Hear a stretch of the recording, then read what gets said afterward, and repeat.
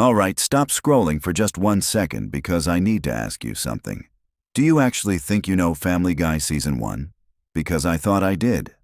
I grew up watching it, rewatched it probably a dozen times over the years, and I genuinely believed I had a solid handle on where it came from, how it was made, and what those early episodes were really about.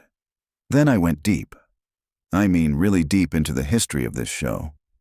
And what I found completely changed the way I look at those first episodes.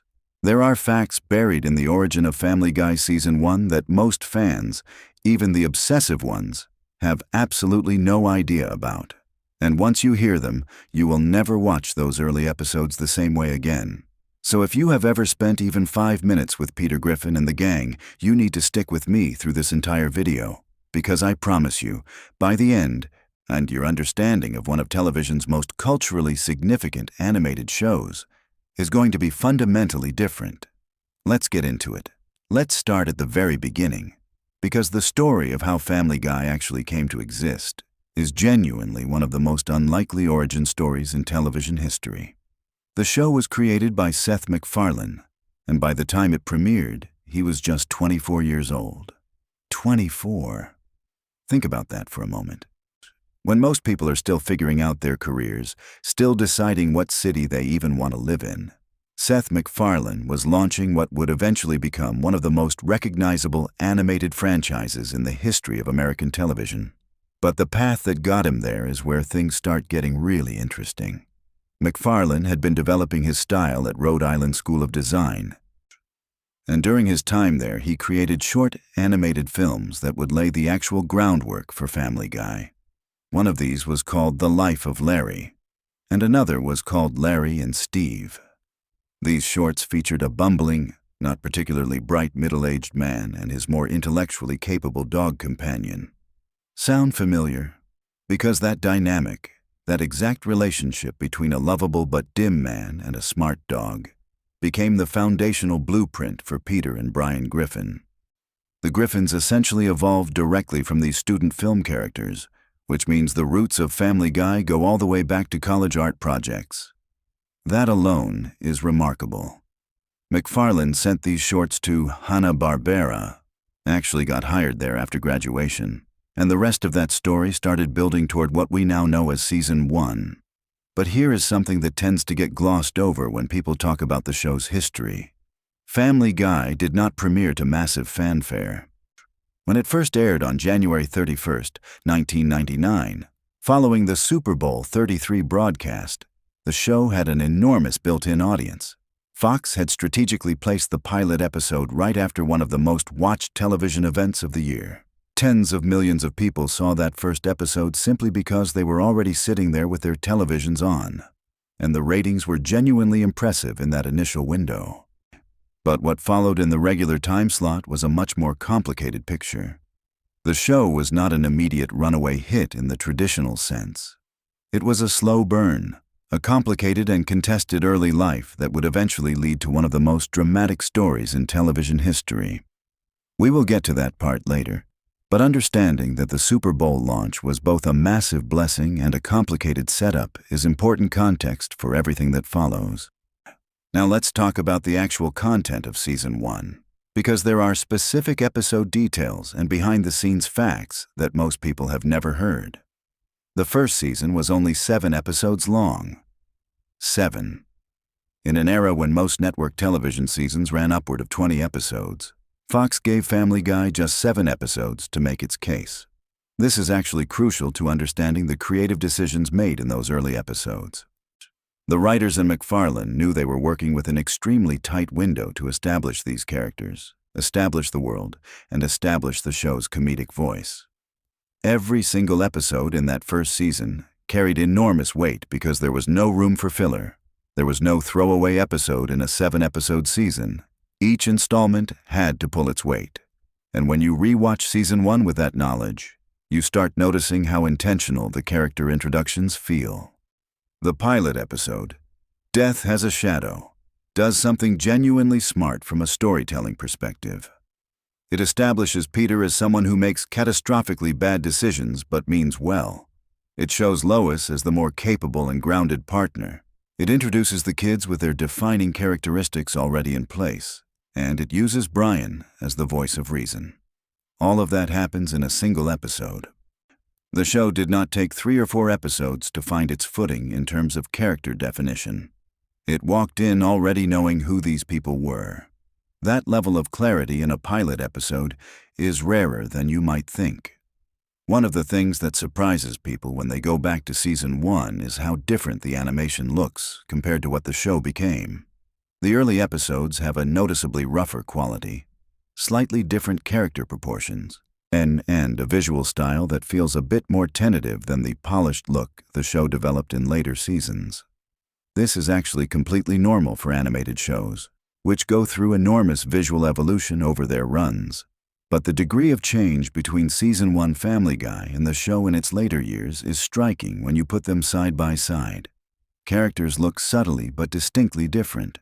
The color palette is slightly different. Even the way scenes are staged feels a little less confident than what came later. This is worth paying attention to because it reminds you that you were watching a creative team that was still figuring out its own visual language in real time. Let's talk about Stewie Griffin for a moment, because the character in Season 1 is genuinely fascinating and quite different from what he eventually became. In those first 7 episodes, Stewie is played almost entirely straight as a legitimate villain. His plots for world domination are presented as real threats within the logic of the show.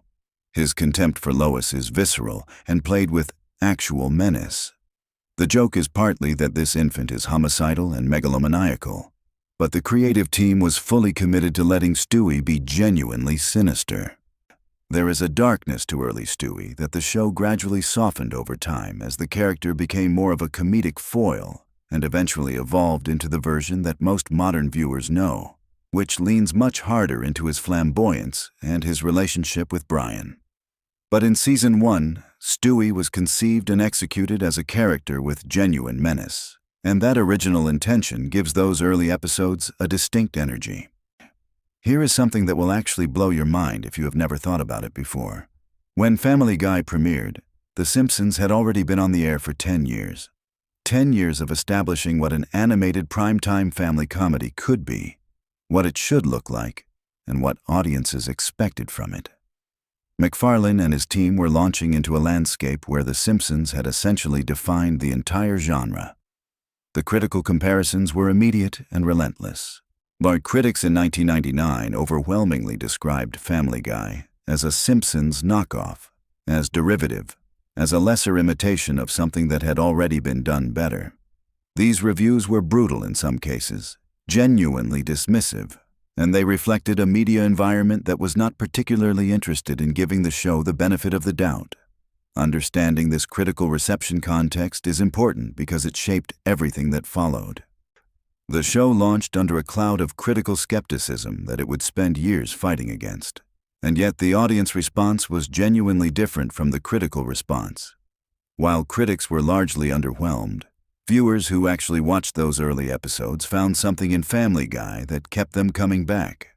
The humor style was different from The Simpsons in ways that mattered to a specific generation. The cutaway gag structure, where the show would interrupt itself to show a completely unrelated comedic scenario referenced by the dialogue, was becoming the show's most distinctive formal innovation. This was not The Simpsons format. This was something new. Something that reflected a saturated worldview. The cutaway gag would eventually become so associated with fan strengths. It's a classic example of limitation breeding creativity. The jokes had to be sharp because the visuals could not carry the load on their own. Now, here is something that connects directly to modern pop culture in a way that will feel relevant to you right now in 2026. Family Guy. Season 1 is actually one of the earliest examples of a show that built its cultural footprint almost entirely outside of traditional media channels.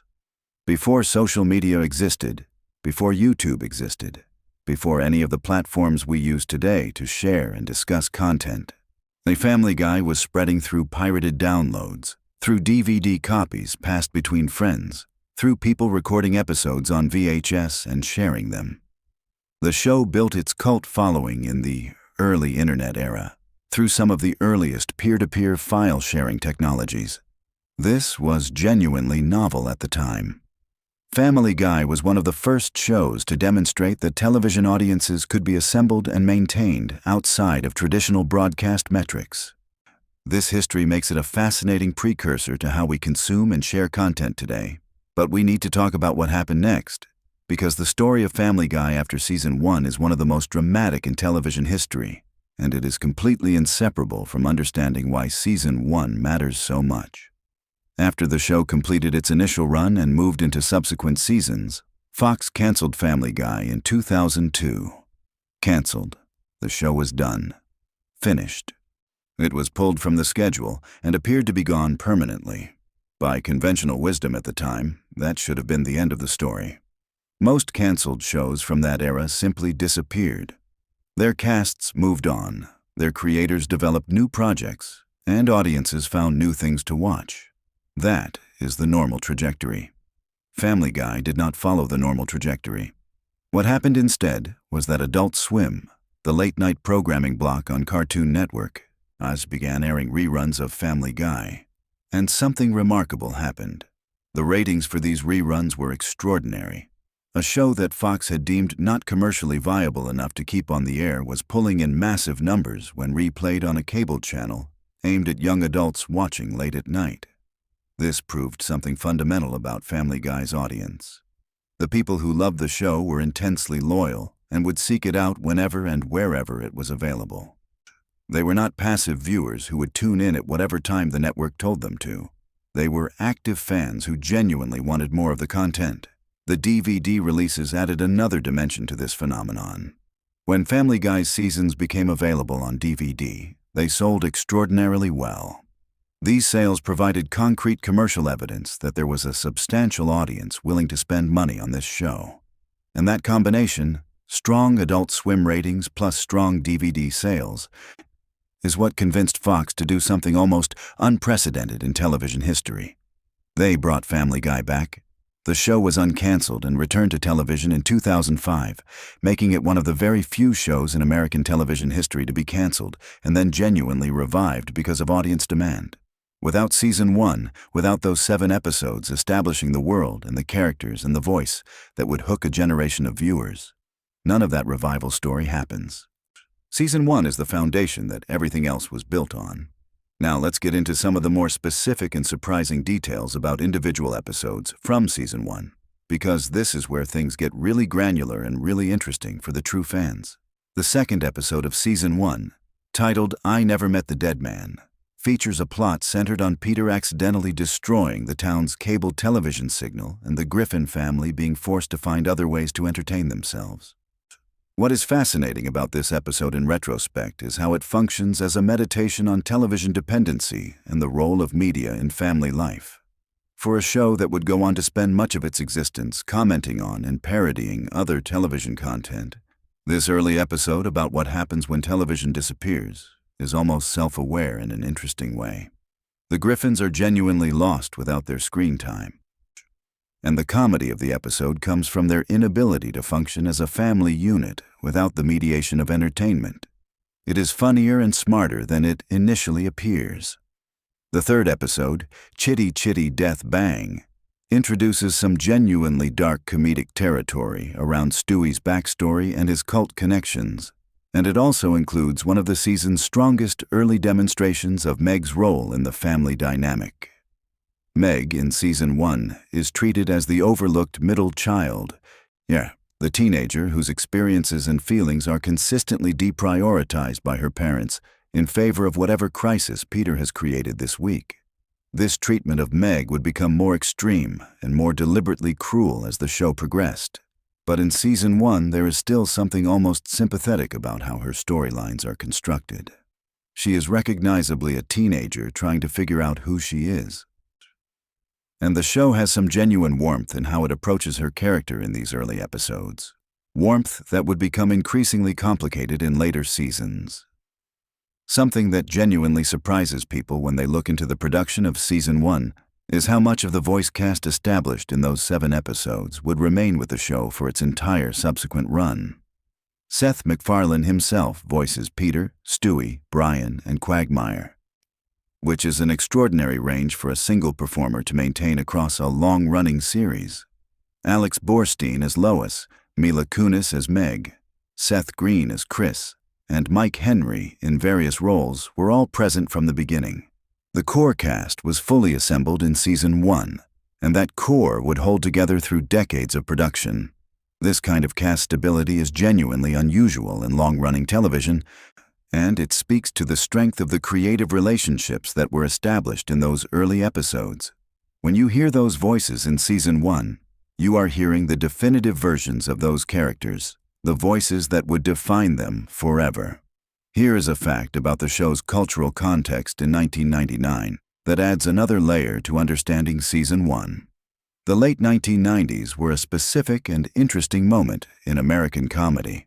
The culture was digesting years of postmodern irony, of the kind of self-aware humor that had defined so much of the decade's comedy. Shows like Seinfeld had built enormous audiences around detached, ironic characters who treated everything with a certain emotional distance. Family Guy arrived in this context and did something slightly different. It embraced a kind of maximalist absurdism that went beyond irony into something more chaotic and unpredictable. The cutaway gags are not ironic in the traditional sense. They are genuinely weird, genuinely committed to their own internal logic in the moment, and then instantly abandoned. This was a different flavor of postmodern comedy, one that would feel increasingly at home in the internet era that was just beginning to emerge as Season 1 aired. Let me tell you something about the physical production of animated content in 1999 that most people never think about. Animation in the late 1990s was still largely done using traditional methods that required enormous amounts of physical labor. The transition to digital animation was happening but was not yet complete, and shows like Family Guy occupied a complicated middle ground between traditional and digital techniques. The rough quality visible in Season 1 is partly a function of where the technology was at the time, and partly a function of the budget constraints we discussed earlier. When you watch those early episodes, you are seeing animation produced at the very tail end of one era of production and the very beginning of another. It is a historical artifact in its visual style, completely apart from whatever you think about the content. Now, I want to address something that often comes up when people discuss Season 1 in comparison to the later show, and that is the question of how boundaries were being tested, even in those very first episodes. Family Guy, from its very first episode, pushed against what was acceptable on network television in ways that were genuinely provocative for 1999. The show was not operating in the same cultural moment as it would in its post-revival years when it became famous for extreme boundary pushing. In Season 1, the provocations were subtler, but they were present. Jokes that referenced adult themes, humor that relied on the audience being in on something slightly transgressive, a willingness to go to uncomfortable places that most family-friendly animation avoided. This was deliberate. MacFarlane and his team were establishing from day one that this was not a safe show, that it was going to challenge its audience's expectations about what animated comedy could do. One of the most striking things about rewatching Season 1 today is how much the show was already commenting on suburban American life in ways that feel remarkably consistent across its entire run. Quahog, Rhode Island, the fictional town where the Griffins live, is established in those first 7 episodes as a very specific kind of American place. It is working class but aspirational, economically anxious, socially stratified in ways that everyone pretends do not exist, and full of people who are defined as much by their limitations as by their ambitions. Peter Griffin is not a wealthy man. He is a factory worker, later working in other jobs, but always rooted in a class position that the show takes seriously, even when it is making jokes. The economic reality of the Griffin household is present in Season 1 in ways that give the comedy an edge that pure fantasy settings cannot provide. Brian Griffin's character in Season 1 is worth examining more closely because the choices made in those early episodes about who Brian is would have enormous consequences for everything the character became. Brian is a dog who talks, who drinks martinis, who has pretensions to being a serious writer, who sees himself as more sophisticated and culturally aware than the rest of his family. This is inherently comedic because the gap between Brian's self-image and reality is visible to the audience even when it is not visible to Brian himself. But in Season 1, this gap is handled with a little more subtlety than it would be in later years.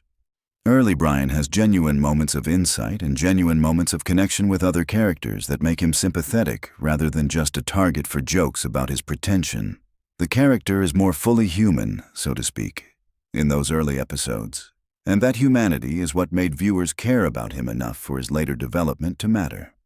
Let's talk about something that connects Season 1 to the broader landscape of television history in a way that I find genuinely fascinating. The late 1990s were a transitional moment for animation in prime time. The Simpsons had proven the format could work for adults. King of the Hill had demonstrated that animated comedy could be relatively grounded and still find a large audience. South Park had exploded onto cable television and completely redefined what animated comedy could say and do. Family Guy arrived in this context and needed to find its own space within a suddenly crowded landscape. McFarlane's solution was to create something that was simultaneously more pop culture saturated than The Simpsons, more absurdist than King of the Hill, and more willing to go to genuinely dark comedic places while remaining on network television rather than cable. This was a specific and calculated creative positioning, and you can see it in every episode of Season 1. There is a specific creative choice made in Season 1 that almost nobody talks about, but which I think is incredibly important for understanding the show's DNA. The Griffin family is, structurally, a deeply dysfunctional unit. But the dysfunction is never presented as tragic. Unlike some later animated shows that would explore family dysfunction with genuine emotional weight and consequences, Family Guy Season 1 establishes a tone where the chaos is essentially self-contained and self-resetting. Each episode ends with the family essentially intact, no worse for wear, ready to begin the next episode fresh. This is a very specific tonal choice, one that prioritizes comedy over consequence, and it defines the show's relationship with its own universe in a way that separates it from more character development-focused contemporaries. It is a choice that has been both celebrated and criticized over the years, but it was made in Season 1 and it has never really changed. All right. Here is one of the most genuinely surprising production facts about Season 1 that I want to make sure you hear clearly. Seth MacFarlane very nearly missed the flight that would have taken him to work on the morning of September 11th, 2001. Now this happened after Season 1, but the fact that MacFarlane was alive to shepherd his show through its complicated early years and eventual revival is something that a lot of people find genuinely striking when they learn it. His survival and continued involvement with the show is one of those historical footnotes that makes you think about how differently things could have gone, not just for MacFarlane personally, but for Family Guy, as a franchise and cultural phenomenon. The show's entire post-Season 1 history, the cancellation, the revival, the decades of subsequent episodes, all of it depended on MacFarlane being alive and able to do the work. Let me now circle back to something I touched on earlier about the Super Bowl premiere, because there is a detail here that really illustrates how specific the business decisions around Season 1 were. Fox's choice to premiere Family Guy after Super Bowl 33 was not an accident or a gesture of goodwill toward a promising new show. It was a calculated bet. Fox had a significant financial and creative investment in MacFarlane's project, and they needed to give it the best possible launch conditions. The Super Bowl slot was the biggest possible spotlight they could offer. The fact that they offered it to an animated comedy, a format that was still finding its audience for adults, speaks to how much confidence the network had in what they had seen from MacFarlane's team. That confidence was not entirely validated by the show's subsequent rating struggles, but the initial act of faith represented by that premiere slot is historically significant.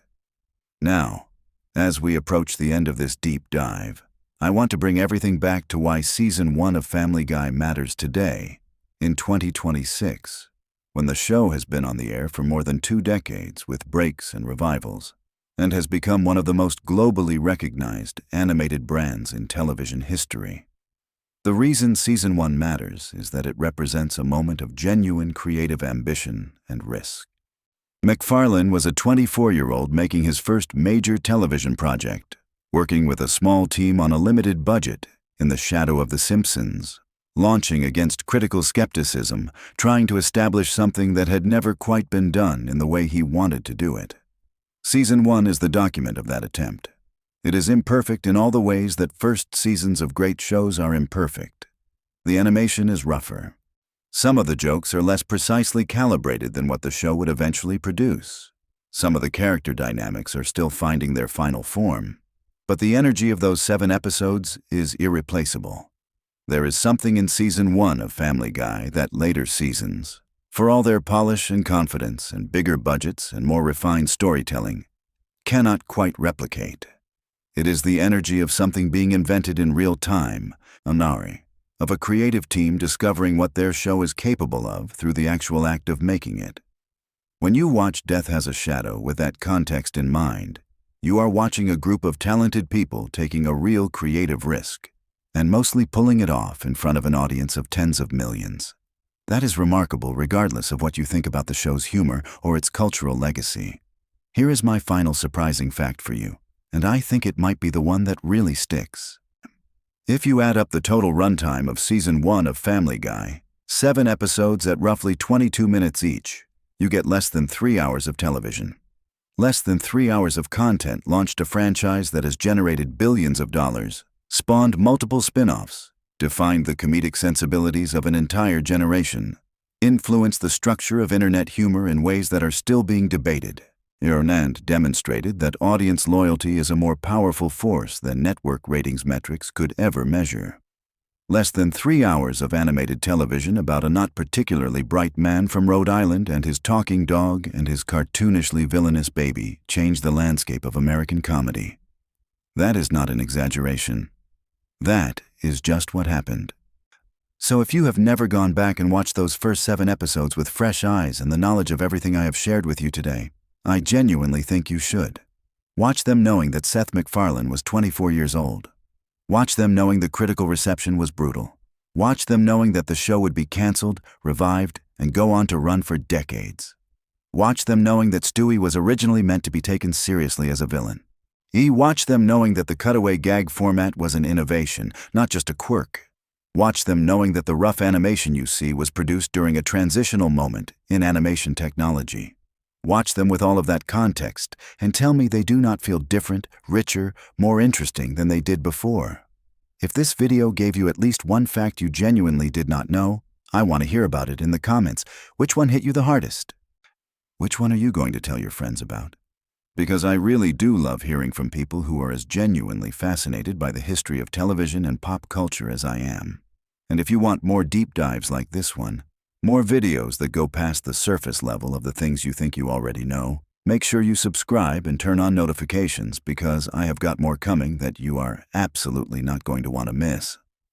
Thanks for being here, and I will see you in the next one. Hey, what is going on, everybody? Welcome back to the channel. If you are new here, my name is Alex, and we do deep dives into the shows, movies, and pop culture moments that defined our childhoods and honestly, still define us today. And look, I know what you are thinking. You have seen 100 Family Guy videos. You have seen the clip compilations. You have seen the top 10 lists. You have seen the reaction videos. But I promise you, what we are doing today is something different. We are going in. We are going deep.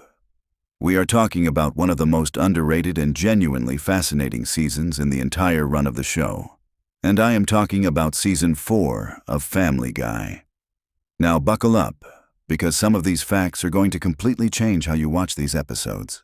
Before we get into it, I need to ask you something. How many of you actually know that Season 4 almost did not happen the way we know it?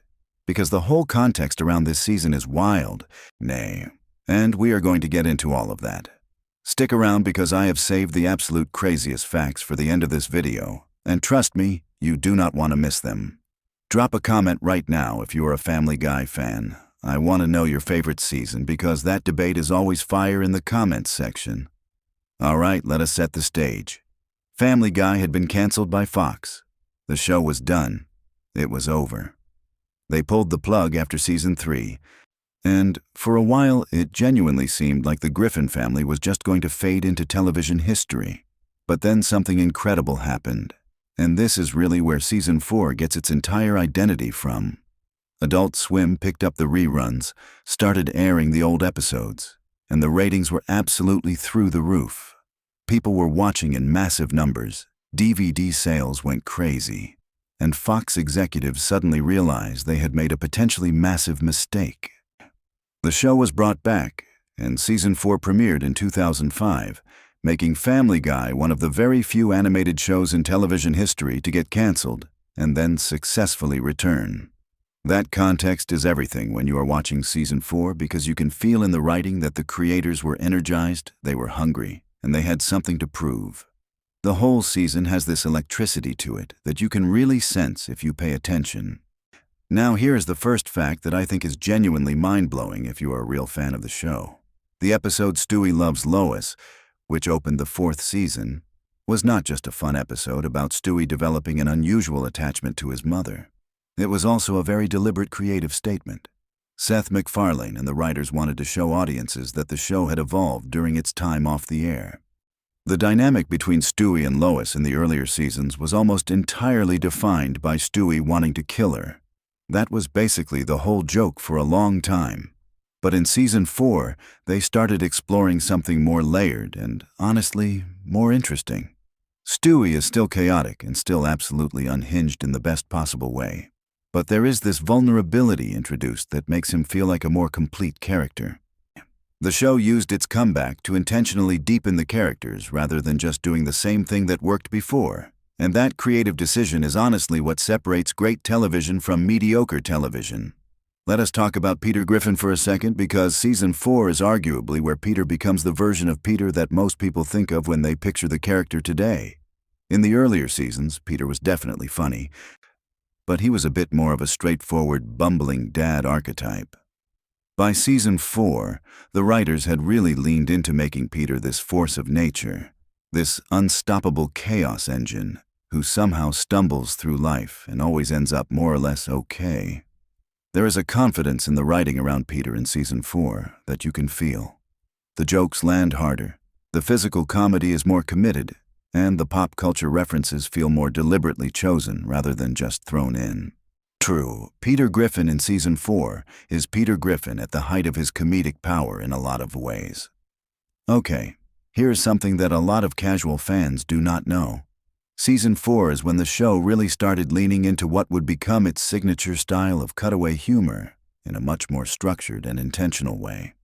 Now the cutaway gag had been part of Family Guy from the beginning, but in season 4, the writers started treating these cutaways almost like short films within the episode. Some of them are 30 seconds, some of them are a minute and a half, and the quality of the writing inside those cutaways got noticeably sharper. The writers' room reportedly had intense debates about which cutaways to include and which to cut, and a lot of material that was written for season 4 never made it into the show. Think about all the incredible stuff that aired, and then imagine there was even more that got left on the cutting room floor. That is both exciting and a little heartbreaking, honestly. Now I want to talk about the episode Don't Make Me Over, because this one is fascinating from a production standpoint.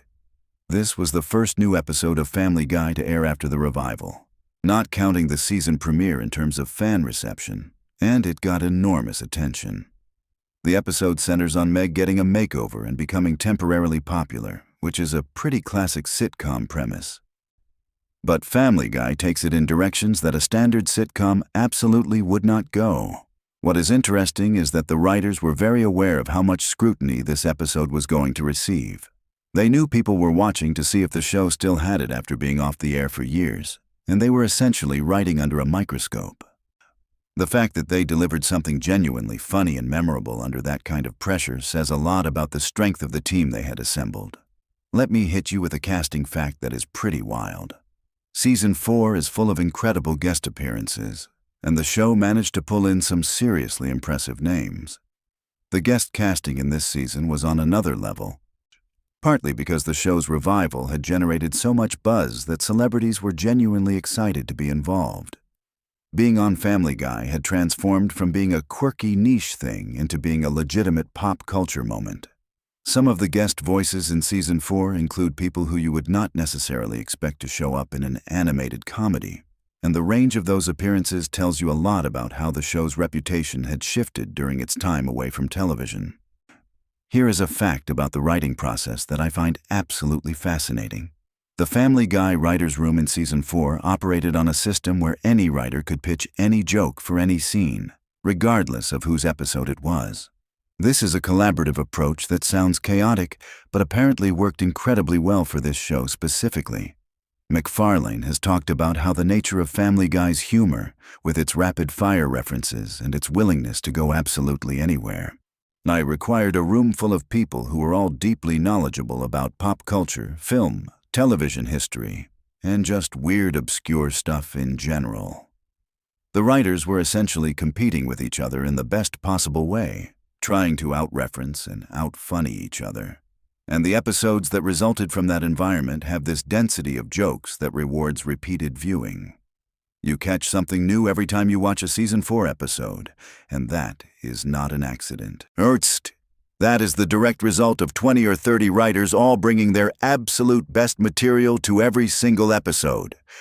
All right, let us talk about Petarded, which is one of the most controversial episodes in not just Season 4, but the entire run of the show. This is the episode where Peter discovers through a trivia game that he has a surprisingly low IQ, and the episode follows what happens when he legally qualifies for certain protections based on that discovery. The episode was polarizing when it aired, and honestly, it is still polarizing today. But what is interesting from a production standpoint is that the writers apparently debated this concept for a long time before committing to it.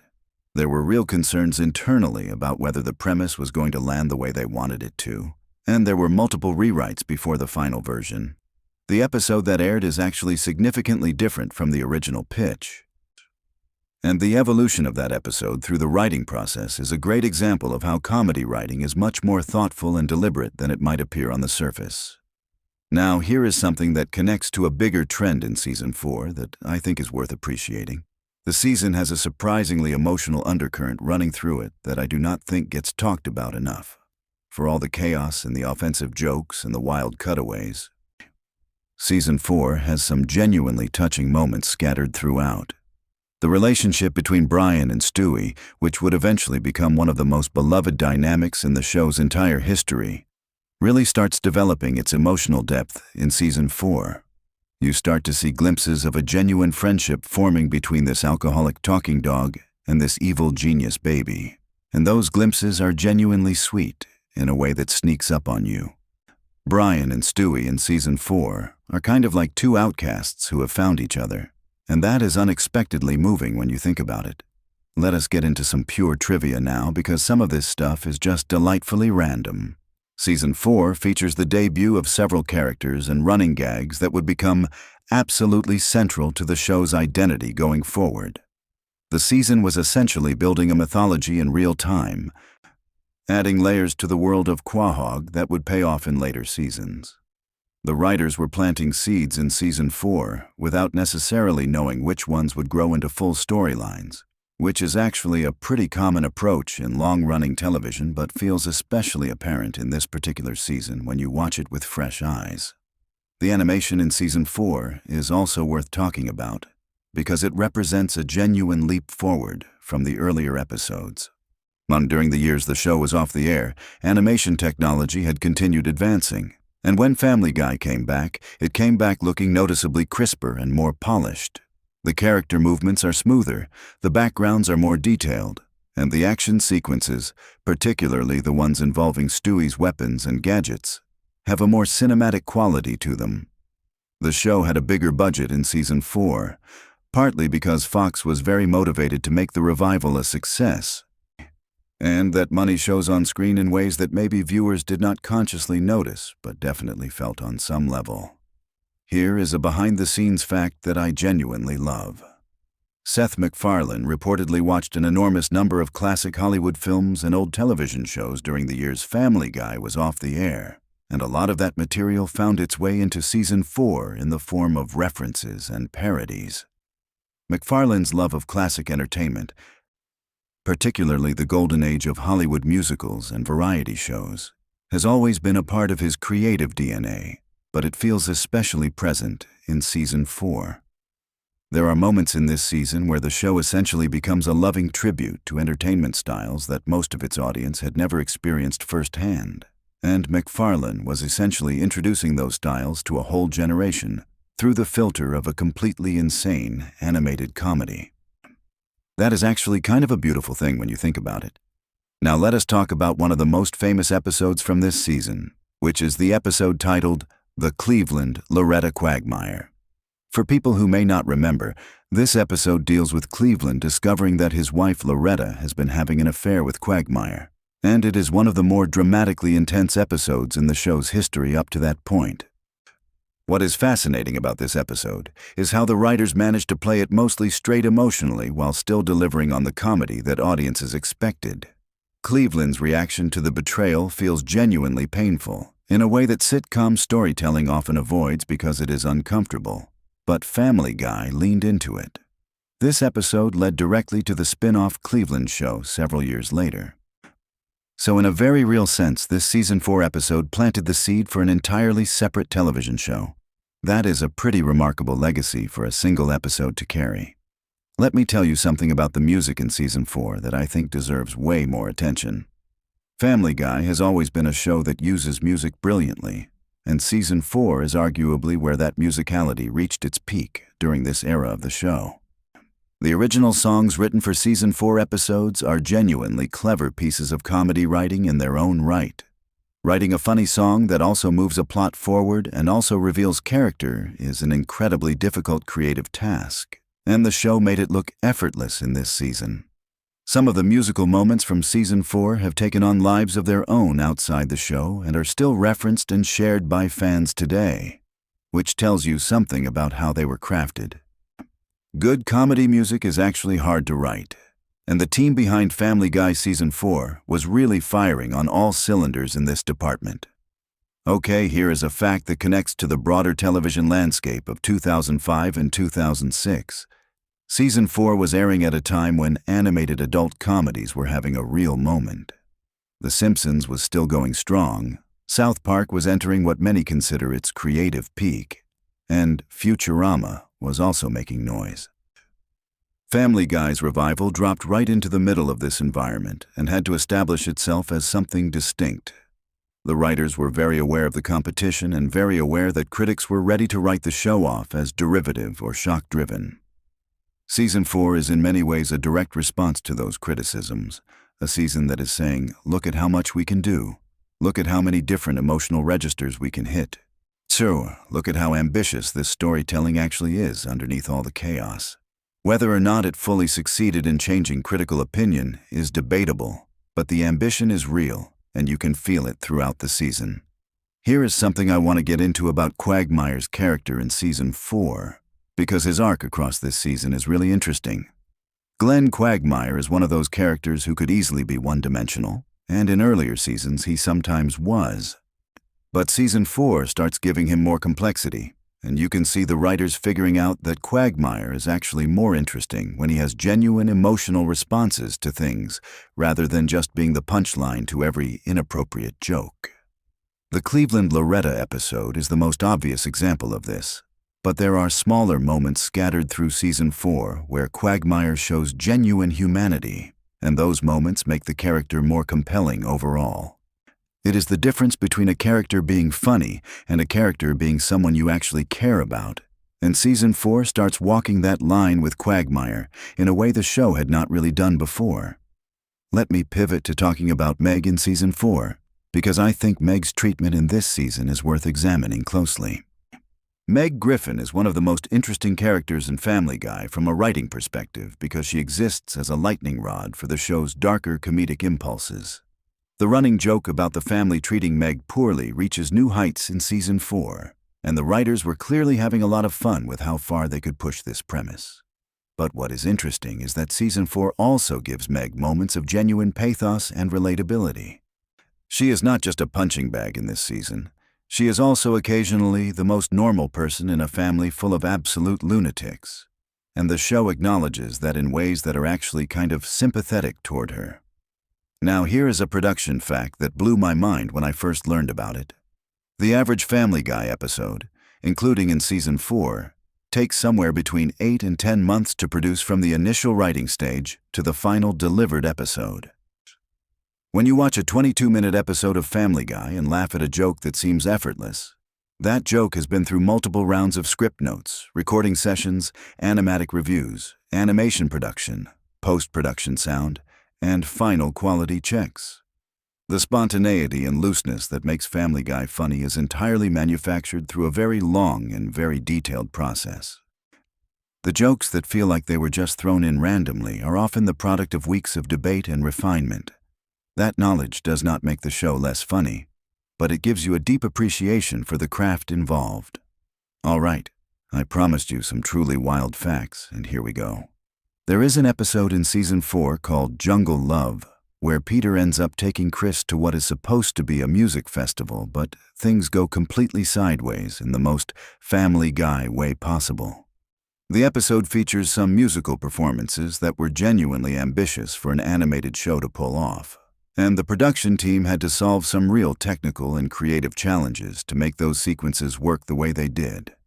The episode also has a subplot that was almost cut entirely in a late-stage revision but ended up being kept in after test screenings showed that audiences responded really strongly to it. What stays and what gets cut in television production is often less about quality and more about timing and instinct, and the fact that this subplot nearly disappeared is a good reminder of how much great television nearly does not exist. Here is something about Seth MacFarlane himself in Season 4 that I think is fascinating. MacFarlane voices 4 of the main characters on the show, which is an absolutely staggering vocal performance commitment. Peter, Stewie, Brian, and Quagmire are all MacFarlane, and in Season 4, as the show was ramping back up, he was recording all of these characters while also running the show as creator and executive producer. The stamina and creative bandwidth required to do all of that simultaneously is almost hard to comprehend. And what is remarkable is that the characters never bleed into each other vocally. They are all completely distinct, and MacFarlane maintains those distinctions, episode after episode. The voice work in Season 4 is some of the best of the entire series run, and that is not something that happens automatically. That is years of craft and dedication paying off. Let us talk about the episode Blind Ambition because this one has a really interesting cultural dimension to it. The episode involves Peter trying to get on a reality show in a storyline that was clearly playing with the explosion of reality television that was happening in American culture at that exact moment. Season 4 aired right in the middle of the peak reality TV era, when shows about people competing for prizes or being filmed doing various things were absolutely everywhere, and Family Guy's commentary on that cultural moment is sharp and specific. The episode is funny on its own terms, but it is also a document of a particular moment in American pop culture history, and watching it now gives it an almost nostalgic quality that it did not have when it originally aired. Here is a fact about the international reception of Season 4 that I find genuinely interesting. Family Guy has always had a complicated relationship with different international markets, because the show's humor is so deeply rooted in American cultural references that it can be challenging to translate. Season 4, being one of the most reference-dense seasons in the show's history, faced some real challenges in international distribution.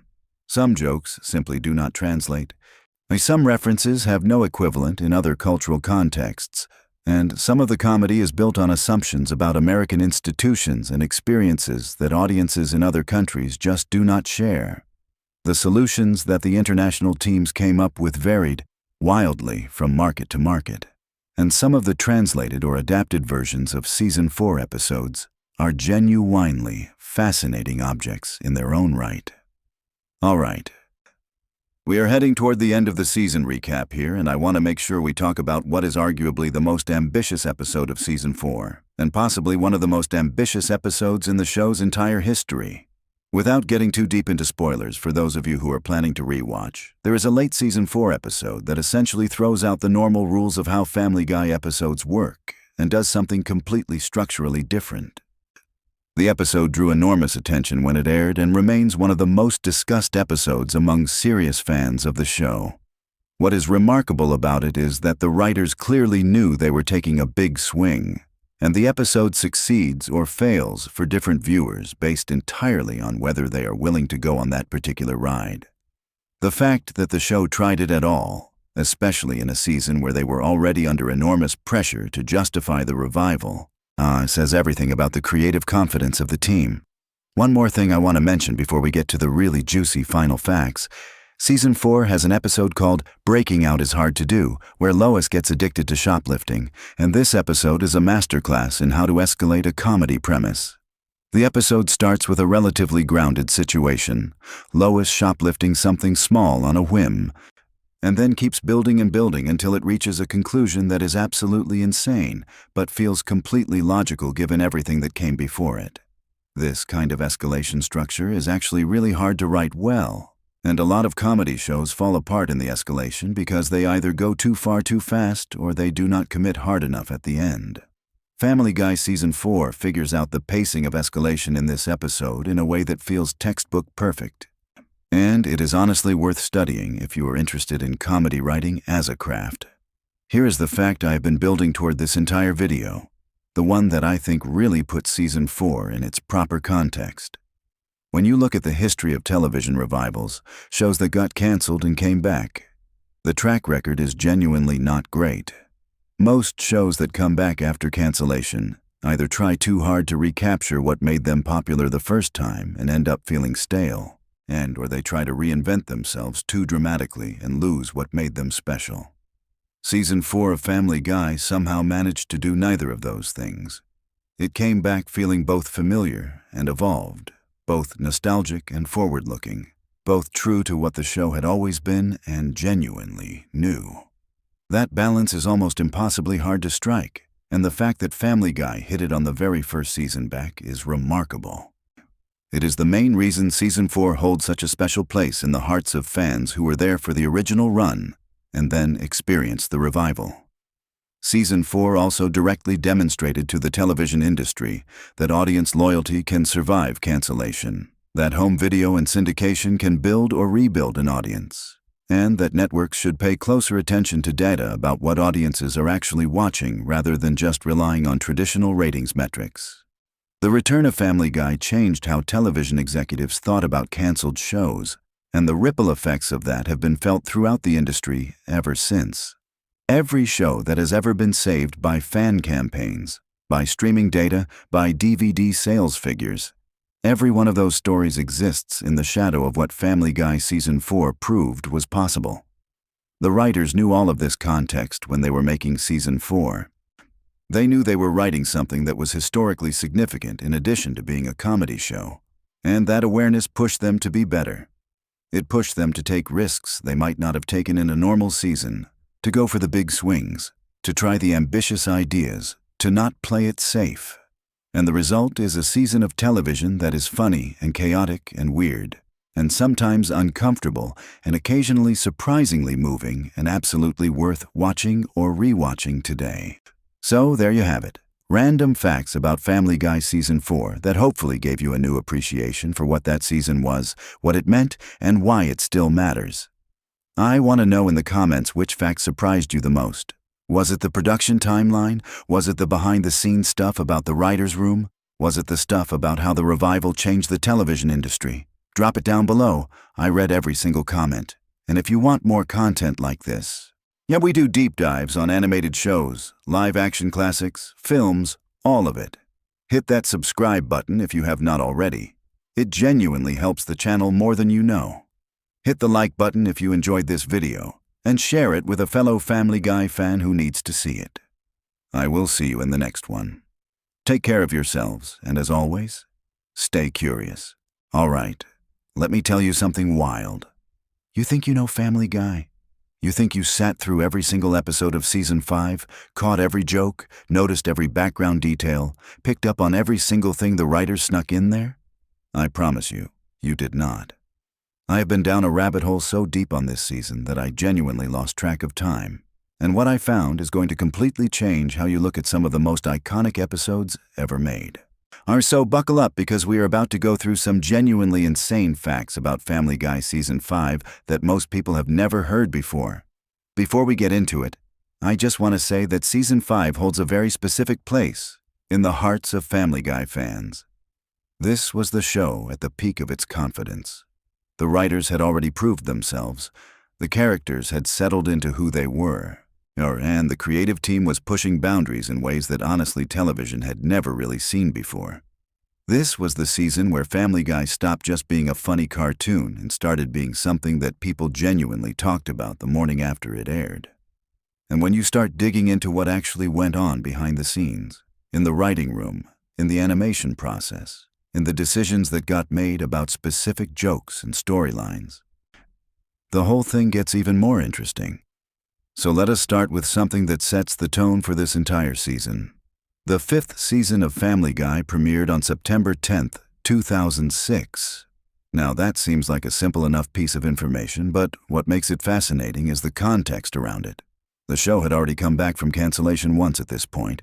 Fox had canceled Family Guy in 2002 after 3 seasons.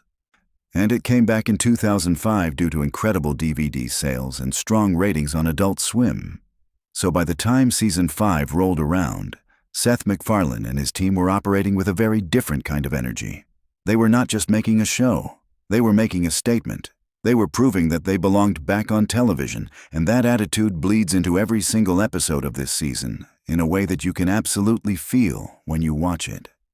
Now here is something that a lot of people either do not know or have completely forgotten.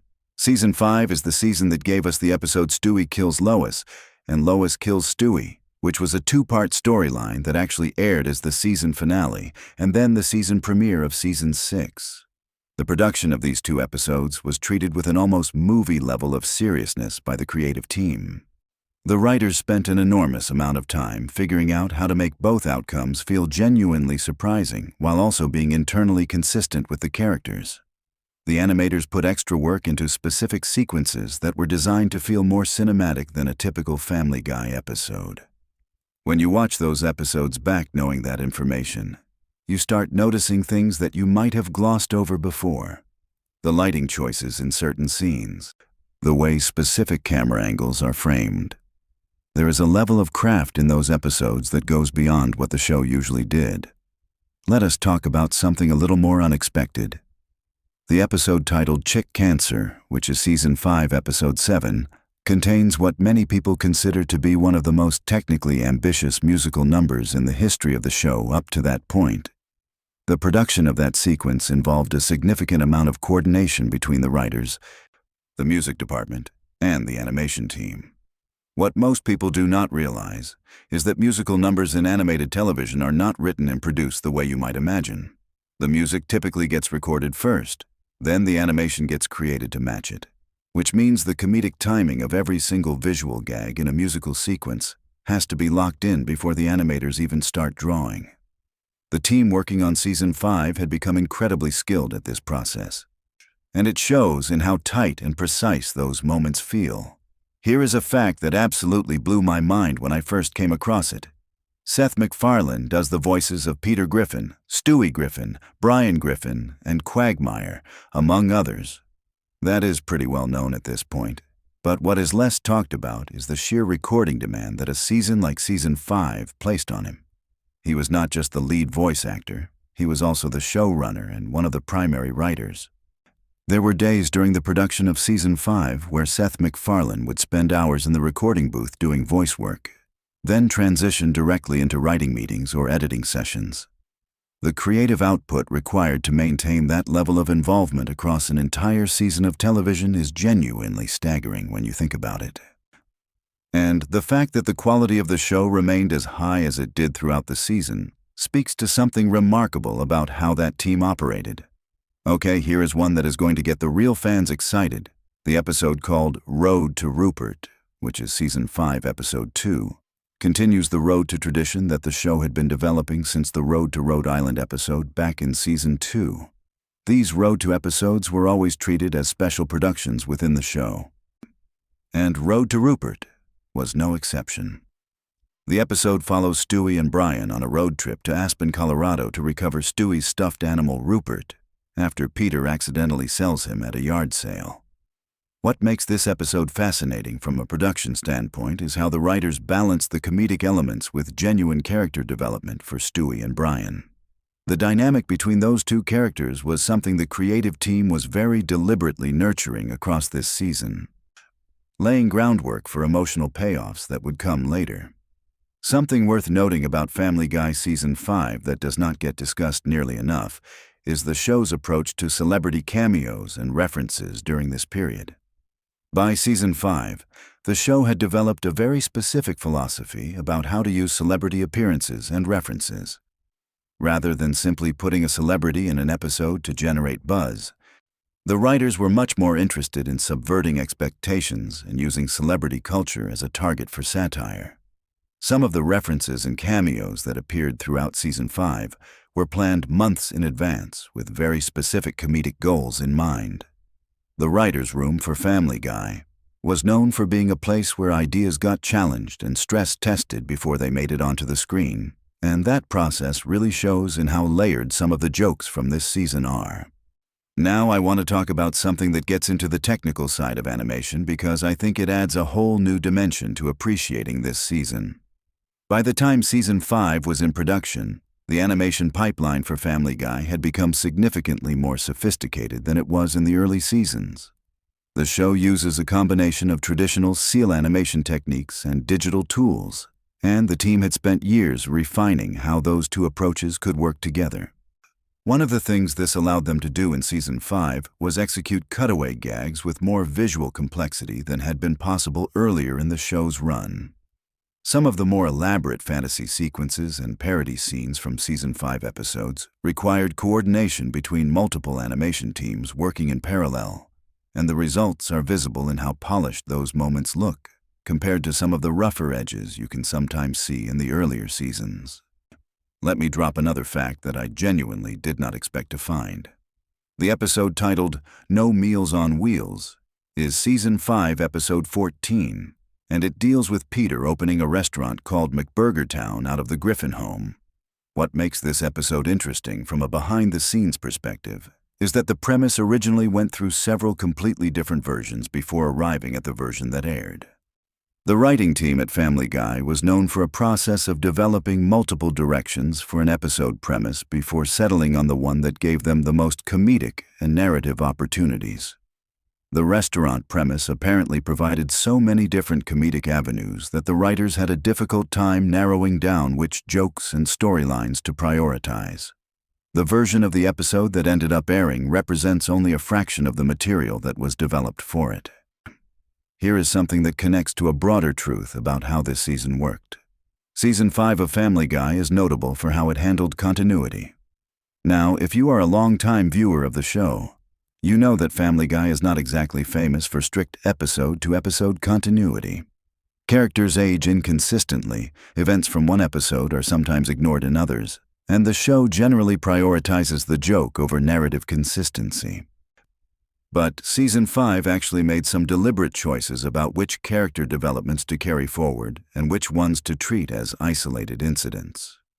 The ongoing development of Stewie's relationship with Brian is the clearest example of this. Across the season, you can trace a through line in how those two characters interact that feels intentional in a way that reflects careful decisions being made in the writer's room about what the show's emotional core should be. All right, I promised you some facts that would genuinely surprise you, so let me get into one that I think is going to land differently than you expect. The Season 5 episode called Peter's Two Dads, which is Episode 10, digs into the question of Peter's actual biological father. This episode involves some of the most personal writing in the entire season, according to people who have discussed the creative process around it. The theme of fatherhood and identity is something that resonated with multiple people in the writer's room, and it shows in how the emotional beats of the episode are constructed. There is a sincerity underneath the comedy in that episode that feels different from a lot of Family Guy content, and it is not accidental. The writers were deliberately reaching for something that would connect with viewers on a level beyond just making them laugh. Something that gets overlooked when people talk about Family Guy Season 5 is the role of the supporting cast.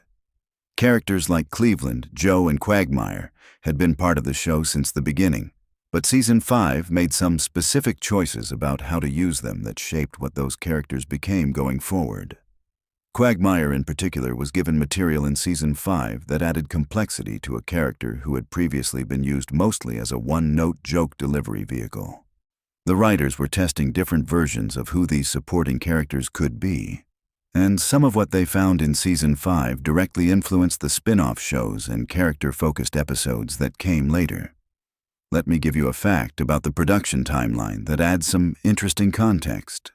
When Family Guy Season 5 was being made, the production team was simultaneously dealing with the ongoing development of American Dad, which was Seth MacFarlane's other show on Fox. Managing 2 animated television series simultaneously is an enormous undertaking, and there were constant decisions being made about which creative resources went where. The fact that Season 5 of Family Guy is as strong as it is when you consider the competing demands on the creative team is genuinely impressive. Some people in the animation industry consider this period to be one of the most productive stretches in the history of Seth MacFarlane's career, precisely because of how much quality work was being produced under those conditions. Here is one that is going to get the internet arguing, which I love. The episode titled Barely Legal, Season 5, Episode 8, is one of the most discussed episodes of the entire season from a content and tone perspective. This episode involves Meg Griffin developing a disturbing obsession with Brian after he takes her to the prom, and it pushed the show into territory that even by Family Guy standards felt transgressive.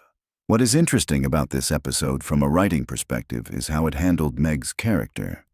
Meg Griffin has always been the show's punching bag, the character whose misery exists primarily to be laughed at. But Barely Legal, while certainly playing some of those same notes, also gave Meg a kind of desperate emotional honesty that the writers did not typically bring to her storylines. It was a strange combination of uncomfortable comedy and genuine character work, and it is one of the reasons Season 5 feels different from the seasons that came before it. Now here is something about the music of Season 5, because the music in Family Guy is so much more carefully crafted than most people realize. The show has always had an unusually sophisticated musical component for an animated comedy, and Season 5 elevated this even further. The music team for Family Guy during this period was responsible not just for original compositions, but also for the elaborate parody arrangements that show up throughout the season. When Family Guy takes a well-known piece of music and turns it into a comedic moment, that is not as simple as it sounds.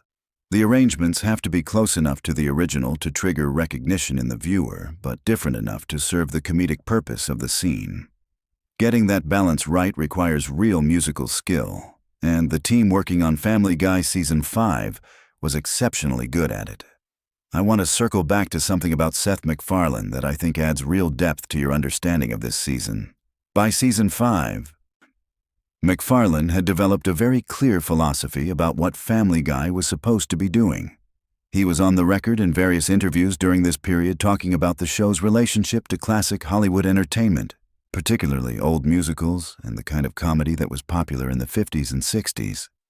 MacFarlane genuinely loves that era of entertainment, and his attempt to bring some of those sensibilities into a modern animated show that was simultaneously pushing boundaries with edgy and transgressive humor creates a very specific tension that defines Family Guy at its best.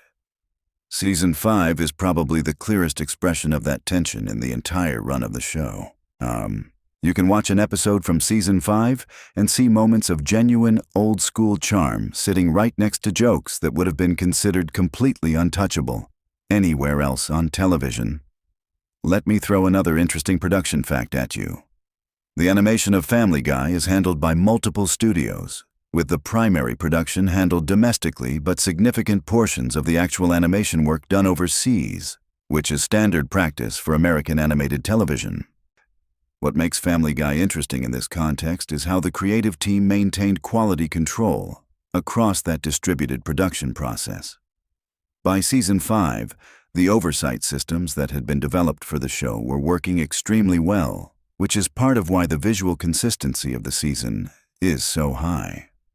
Some earlier episodes of Family Guy have a slightly inconsistent look between scenes that reflects the challenges of that distributed production model. But by season 5, those issues had been largely ironed out. Okay, here is one that I find genuinely fascinating from a cultural standpoint. Season 5 of Family Guy aired during a very specific moment in American popular culture. 2006 and 2007 were years when the landscape of television comedy was changing rapidly. Reality television was at the peak of its cultural dominance. The internet was beginning to reshape how people discovered and talked about entertainment, but had not yet fully disrupted the traditional television model. Family Guy existed right at this interesting intersection where it was still primarily a television show in the traditional sense, but was also developing a second life online through clips and discussions that were happening on early video sharing platforms and forums. The writers were aware of this, and it influenced how certain jokes were constructed during season 5, with some gags designed to be funny in the context of the episode, but also to work as standalone moments that could be shared and repeated. Here is a fact about the writing room that I think every creative person is going to find interesting.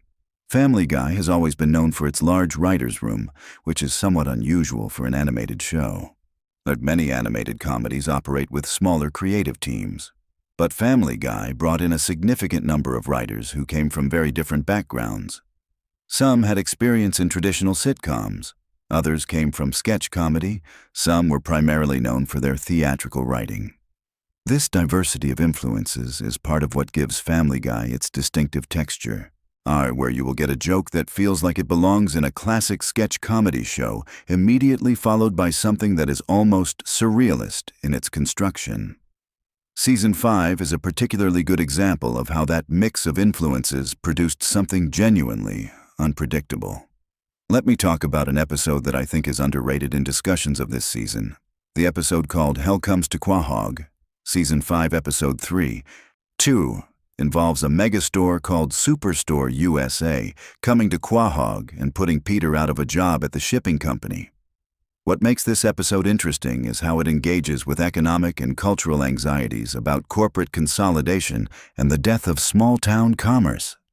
Family Guy was never a show that wore its social commentary on its sleeve the way something like South Park did.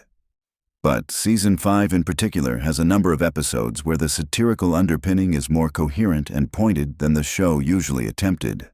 Hell Comes to Quahog is a good example of this. There is a real idea at the center of that episode that the comedy grows out of rather than simply existing alongside. Something I want to make sure we talk about is the character of Stewie Griffin and how Season 5 handled him specifically. Stewie had gone through some evolution between the early seasons and Season 5.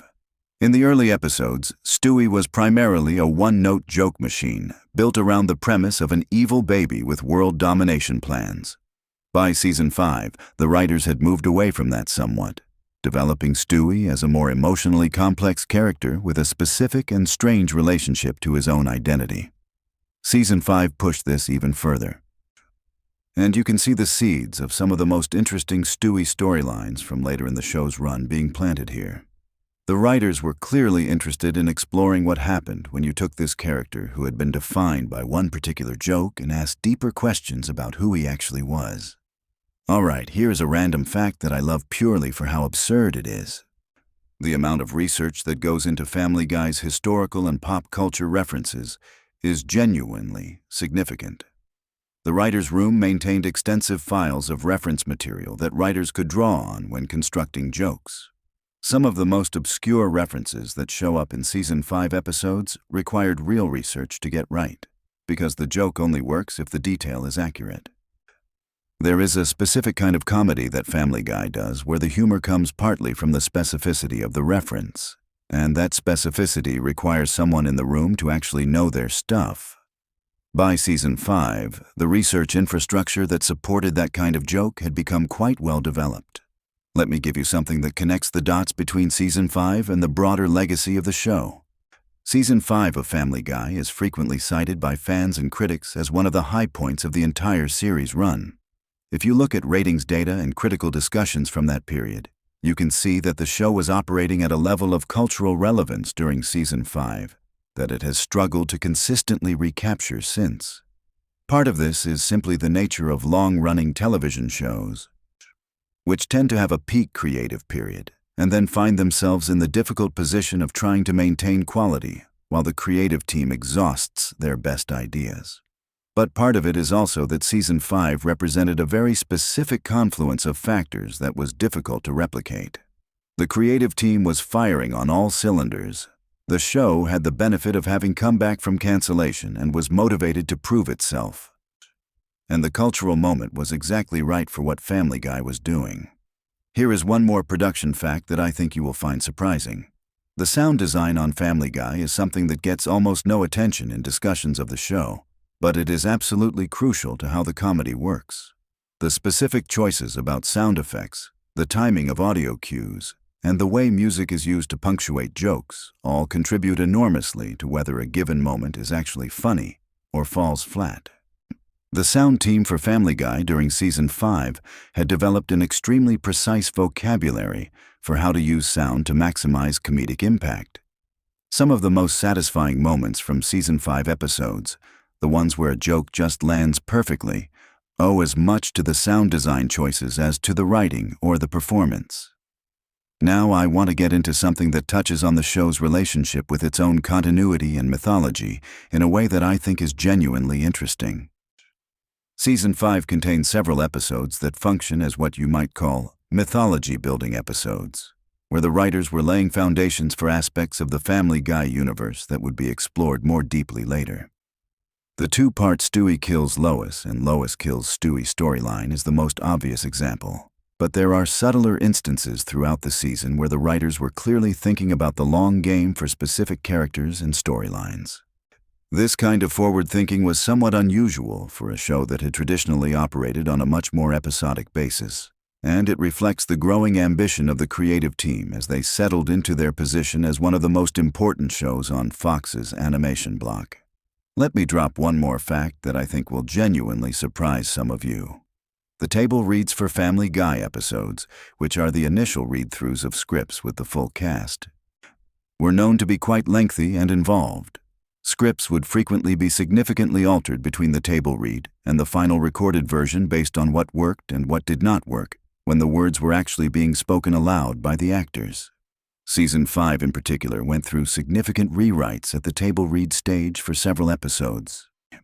Some jokes that made it through the writing process were cut entirely during table reads because they did not land the way the writers expected, and some moments that became iconic in the final versions were actually added during or after table reads because an actor's delivery of something improvised or slightly adjusted was funnier than what had originally been written.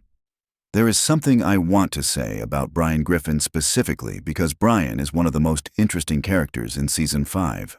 Brian is the show's self-insert intellectual, the character who allows the writers to engage with ideas about culture, literature, and identity in a way that would feel out of place coming from Peter or Stewie. Season 5 used Brian in ways that were more emotionally honest than the show had previously attempted, giving him storylines that interrogated his pretensions and his failures in a way that was simultaneously comedic and a little bit sad.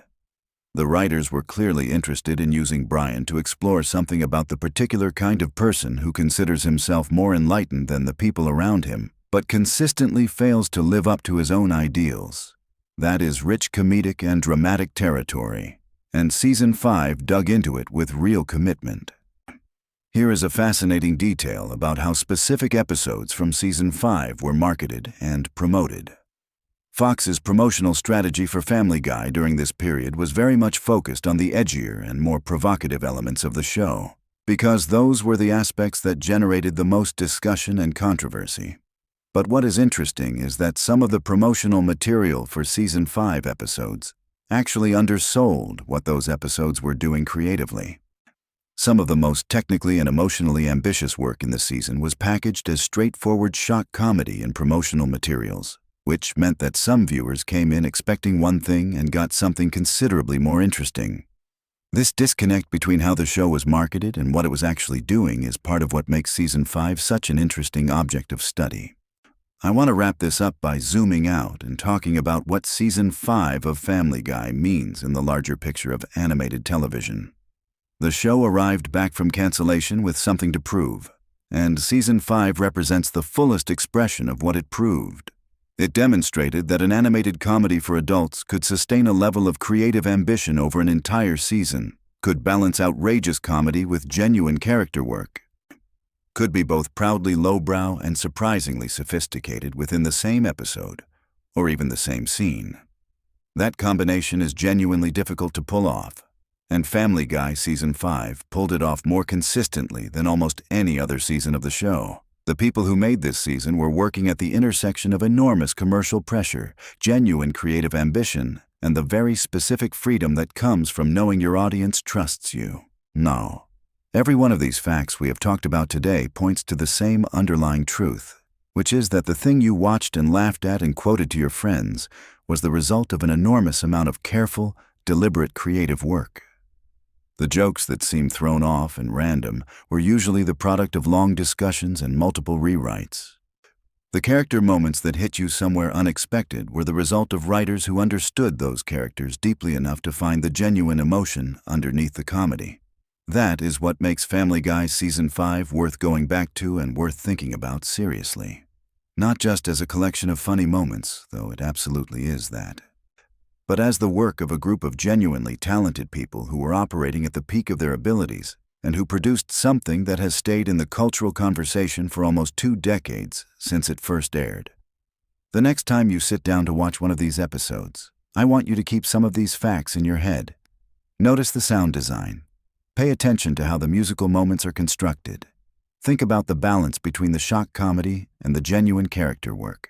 Hey, you are going to see this season completely differently, and honestly, that feels like exactly the right reward for going down this particular rabbit hole together. If you made it to the end of this, first of all, thank you, because this was a deep one. If you are a Family Guy fan who has been waiting for someone to take this show seriously enough to actually dig into what makes it work, I hope this delivered for you. Drop in the comments what your favorite Season 5 episode is, because I want to know, and I have very strong opinions about this that I will absolutely argue with you about. Make sure you subscribe, because we do this kind of thing regularly, and there is a lot more to come. What if I told you that one of the most beloved animated seasons in television history almost never existed at all? We are talking about Family Guy Season 3, a collection of episodes that helped define adult animation forever. And today, we are diving into the wildest, most surprising, and genuinely fascinating facts about that iconic run that most fans have absolutely no idea about. Stick around, because some of these are going to completely change the way you watch the show. I promise you that by the end of this video, your brain is going to be full of trivia that will make you the most dangerous person at any Family Guy fan gathering. Let us get into it. So before we even touch the first fact, let us set the scene. Season 3 of Family Guy aired back in 2001, and it came at a time when the show was fighting for its life. The ratings were inconsistent, the network had complicated feelings about the content, and nobody really knew if Family Guy was going to stick around long enough to matter. And yet, Season 3 ended up being this incredible creative explosion, where the writers were clearly pushing every single boundary they could find. The results were some of the most memorable moments in cartoon history. But here is what makes Season 3 extra special. And this is something most people gloss over. This was the last season before Fox canceled the show the first time. So, every episode in Season 3 carries this almost unintentional weight of finality, even though the creators had no idea at the time that the curtain was about to fall. That context changes everything when you go back and rewatch those episodes. Now let us talk about the episode that opened Season 3 and the chaos surrounding it. The season kicked off, and immediately the show was doing things that other animated programs simply were not doing. The writing staff during this period included some incredibly talented people who were willing to take massive creative swings. And Season 3 is where you can really feel that fearlessness radiating from the screen. The cutaway gags were getting sharper, the character dynamics were getting more defined, and Peter Griffin was evolving from a somewhat generic bumbling dad into this specific, bizarre, deeply funny character that audiences were falling in love with. That transformation happened largely in Season 3, and it is worth appreciating just how deliberate that was. Here is a fact that blows people's minds when they first hear it. The Quagmire character, who we all know and either love or have complicated feelings about, underwent significant development during Season 3. The writers were actively figuring out exactly what made Quagmire funny versus what made him just uncomfortable. And that calibration process produced some of the funniest Quagmire moments in the entire run of the series. What is fascinating is that the voice performance by Mike Henry, combined with the writing choices, created this almost cartoon physics version of a problematic character that audiences somehow found hilarious rather than off-putting. The Season 3 writing staff deserves enormous credit for threading that needle, and it was far from accidental. Let us talk about Stewie Griffin for a moment, because Season 3 is absolutely crucial to understanding how this character became the fan favorite that he is today. In the earlier seasons, Stewie was primarily coded as this theatrical villain baby with world domination plans, and a strange obsession with eliminating his mother. That core was always there. But Season 3 started introducing these little moments of vulnerability and absurdity that made Stewie feel more like a complete character rather than just a one-note gag.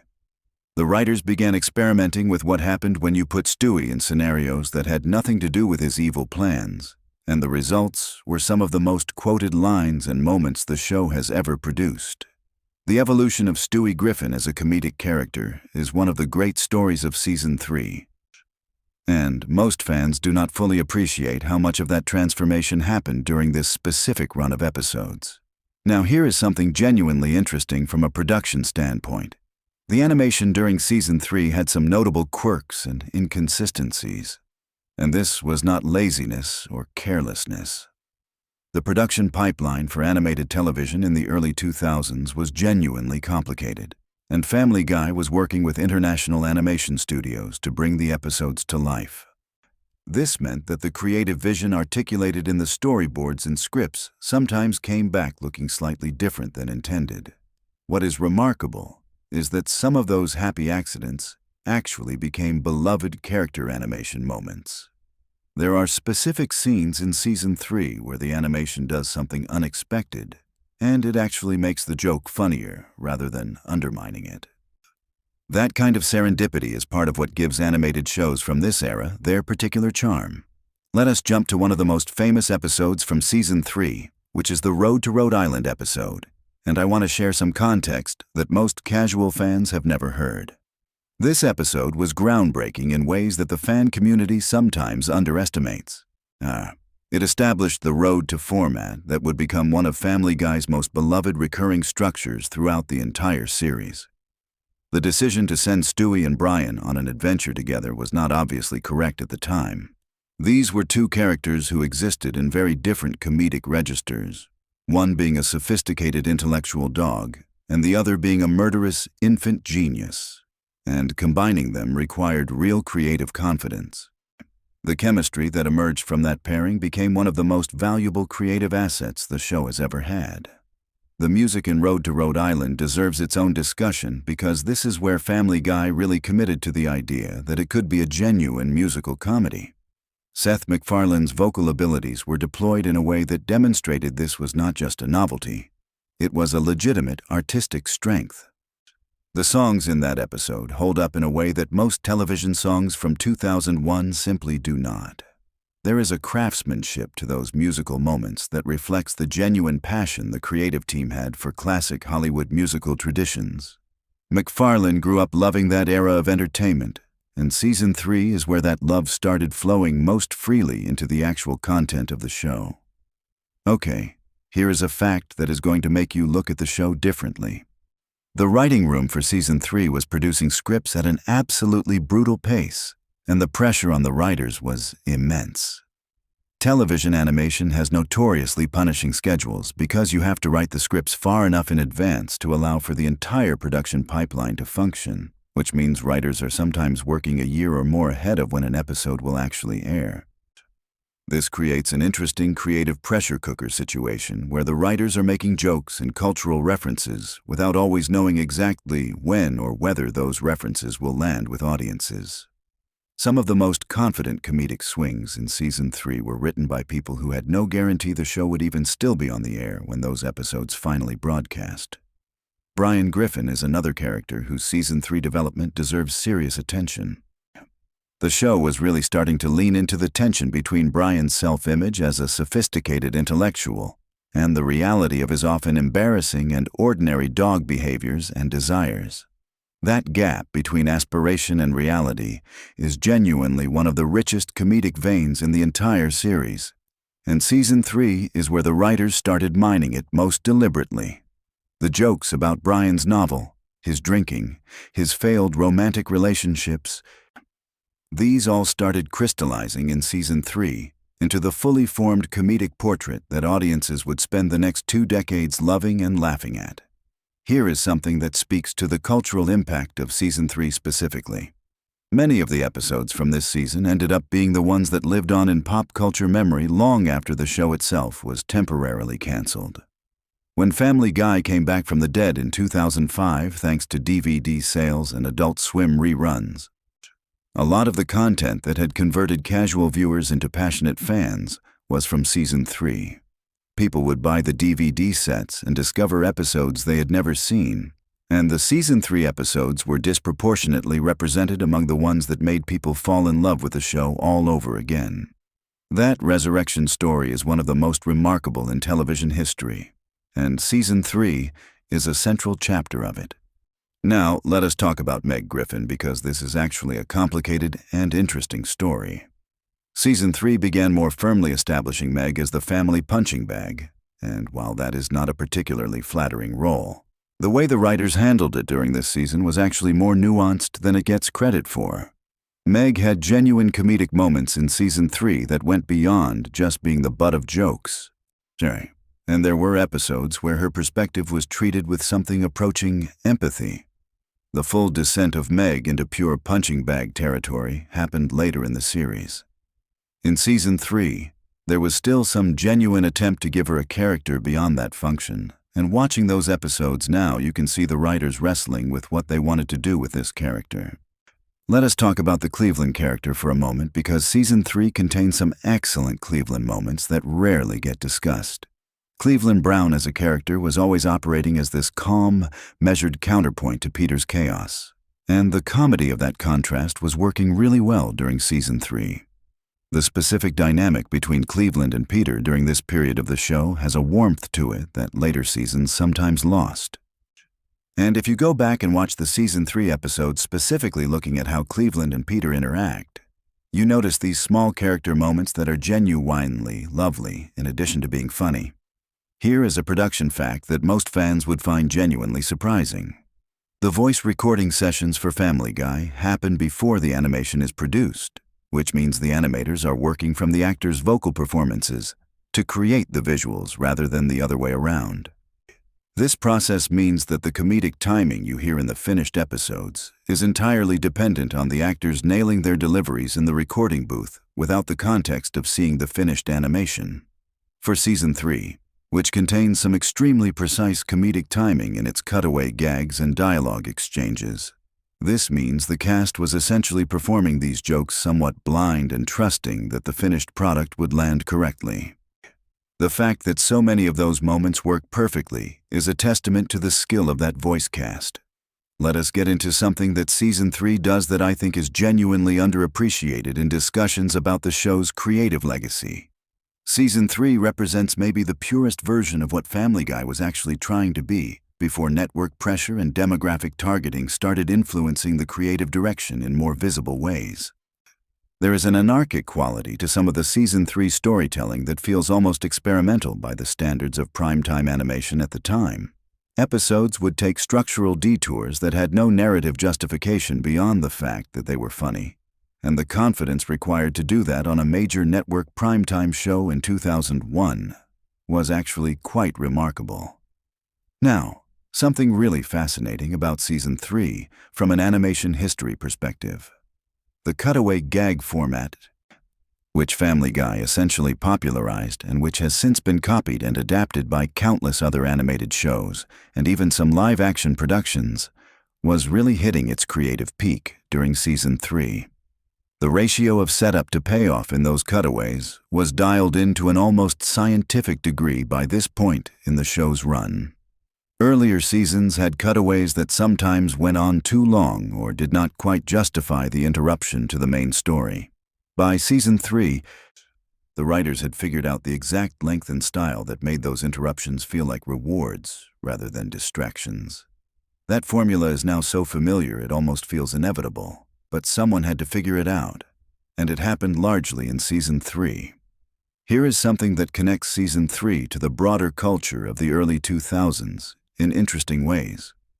The references and satirical targets in season 3 reflect a very specific moment in American pop culture and politics.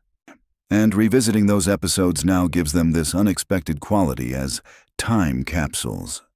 You are watching jokes about things that were current events in 2001, filtered through the sensibility of writers who were themselves products of a particular generation and cultural background. Some of those references land differently today than they did at the time, and in some cases they have actually gained new meaning that the writers could not have anticipated. That time capsule quality is one of the unexpected pleasures of re-watching season 3 with fresh eyes. Let us talk about one of the more technically impressive things season 3 accomplished, which is the escalation of the show's musical ambition. Beyond Road to Rhode Island, season 3 had multiple episodes where original songs played significant roles, and the level of craft in those compositions was higher than most people realize. Writing a song that works as a joke is genuinely difficult because the music has to function well enough that it does not distract from the comedic content, but the comedic content has to be strong enough that it does not need the music as a crutch.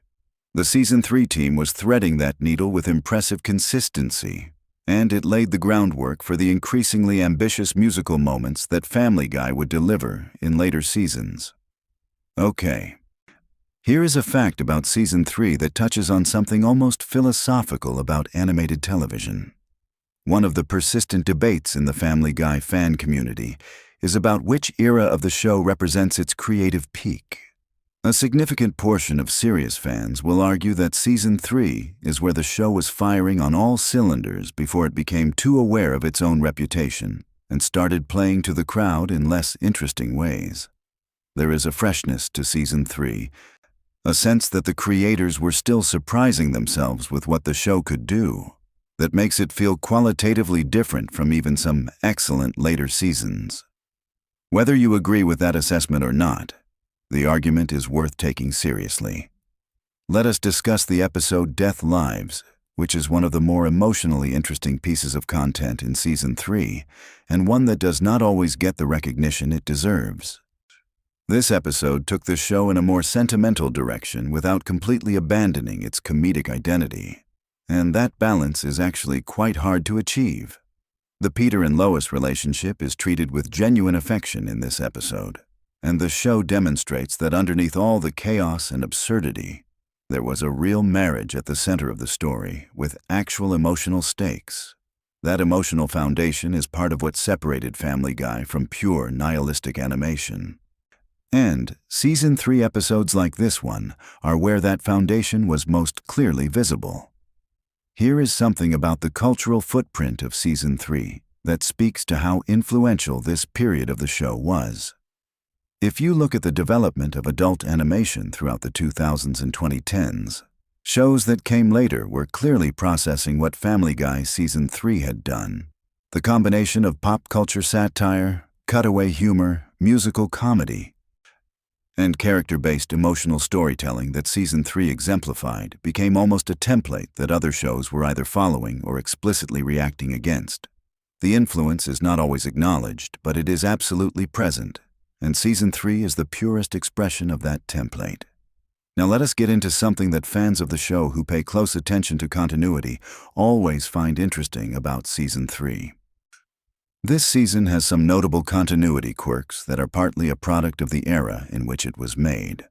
Animated shows in the early 2000s were not the serialized continuity-conscious productions that many of them are today. Each episode was largely designed to stand alone, which meant that character details and even some plot elements could shift between episodes without any official acknowledgement. Season 3 has some of these moments, and rather than being flaws, they are actually interesting artifacts of a storytelling philosophy that prioritized each individual episode being as funny as possible over maintaining a rigid internal canon. Let us talk about the role of Peter Griffin's job at the brewery during Season 3 because this is one of those elements that grounded the show in a specific social and economic reality that gave the humor weight. The Pawtucket Brewery setting allowed the writers to do class and workplace comedy alongside the domestic and pop culture material, and Season 3 made good use of that setting. The relationship between Peter and his boss, Mr. Pewterschmidt's world, versus the working-class Quahog neighborhood where the Griffins lived, was a genuine thematic underpinning of the show during this era, even if that thematic richness was never something the show advertised or made explicit. Here is something about the Season 3 premiere that most fans have never specifically thought about. The way a season premiere functions for an animated show is somewhat different from how it works for a live-action show, because animated shows do not have the visual shock of a cast returning after a hiatus or the dramatic revelation of new settings and costumes. An animated show has to establish that a new season is beginning entirely through the quality and tone of its storytelling. Season 3 did this effectively, and there is a confidence in the early episodes of the season that signals the creative team felt they had figured something important out about how the show worked. Let us get into the villain energy of Season 3 for a moment because this is genuinely fun to think about. The show during this period had a real appetite for creating characters who operated as antagonists within individual episodes.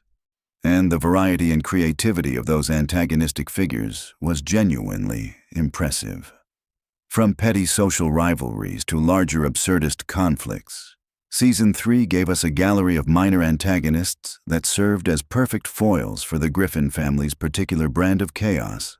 That villain variety kept episodes feeling fresh, even when the show was working within its established comedic formulas. Now, here is a fact that really puts Season 3 in interesting historical context. When these episodes were originally airing, the DVR did not yet exist as a widespread technology. Most viewers were watching Family Guy live, which means the audience experience was fundamentally different from how modern viewers discover and consume the show. There was no pausing, rewinding, or replaying that perfect joke delivery. Viewers had one shot to catch everything happening on screen, and the writers were essentially designing jokes for an audience that was going to experience each moment exactly once in real time. That design constraint produced a style of comedy that is actually quite sophisticated in how it layers visual and verbal gags, so that even if you miss one element, another is there to land. Let us talk about something that the animators working on Season 3 deserves recognition for, which is the visual character acting that made the humor land beyond just the writing and voice performances. There are moments throughout Season 3 where the character animation does something unexpected with an expression or a physical movement that elevates a joke from funny to hilarious. The timing of a held expression, the specific way a character's eyes move before a punchline lands. These are decisions made by animators that do not get enough credit in conversations about why Family Guy worked so well during this period. Season 3 is full of excellent character animation choices that reward close attention. Here is a fact about Seth MacFarlane's creative vision during Season 3 that provides useful context. MacFarlane was remarkably young when he was running this show, and the ambition and confidence reflected in Season 3 is all the more impressive when you consider that context. He was synthesizing influences from classic Hollywood, old-school television comedy, musical theater, and contemporary satire into something that felt genuinely original. And he was doing it at an age when most people are still figuring out their creative identities. Season 3 represents MacFarlane's creative voice in something close to its purest early form, and before the show became such a massive cultural institution that it inevitably started influencing itself. Let us address the Lois Griffin factor in Season 3 because this character is sometimes overlooked in discussions about what made this season great. Lois during Season 3 was depicted as genuinely capable and often the smartest person in any given situation, while also having her own blind spots and comedic vulnerabilities. That balance made her an effective comedic character in a way that she sometimes was not in later seasons when the show started using her more narrowly. Season 3. Lois had agency and dimension, and that enriched every episode she was central to, which was most of them. Now, something genuinely wild about how Season 3 ended up being received versus how it was received at the time. Contemporary reviews of Season 3 Family Guy were decidedly mixed. The critics at the time had not yet figured out how to evaluate what Family Guy was doing, partly because the show was operating at a frequency that was somewhat alien to the critical frameworks that existed for animated television. The standard was set largely by The Simpsons, which was a very different animal. And critics who applied Simpsons criteria to Family Guy often found it wanting in exactly the ways that its actual fans found it most thrilling. The rehabilitation of Season 3's critical reputation happened retroactively, as the show's cultural influence became undeniable. Here is something about the Season 3 guest voices that is worth knowing. Animated shows rely on their guest voice performances in interesting ways because, unlike live-action guest appearances, animated guests are present only through their voices. The guest voices in Season 3 were used with real creativity. And in several cases, the casting choices for guest roles demonstrated an awareness of comedy history and entertainment culture that added layers to the humor for viewers who got the references. Those choices reflected the genuine depth of entertainment knowledge in the Family Guy writing room during this period. Let us talk about the ending of Season 3 and what it meant in the context of the show's history. The season ended without any fanfare or acknowledgement that it might be the last batch of new Family Guy episodes for years. There was no dramatic finale, no attempt to wrap up story threads in a way that would provide closure if the show did not return. It just ended the way every other episode ended, with the Griffins in their house in Quahog.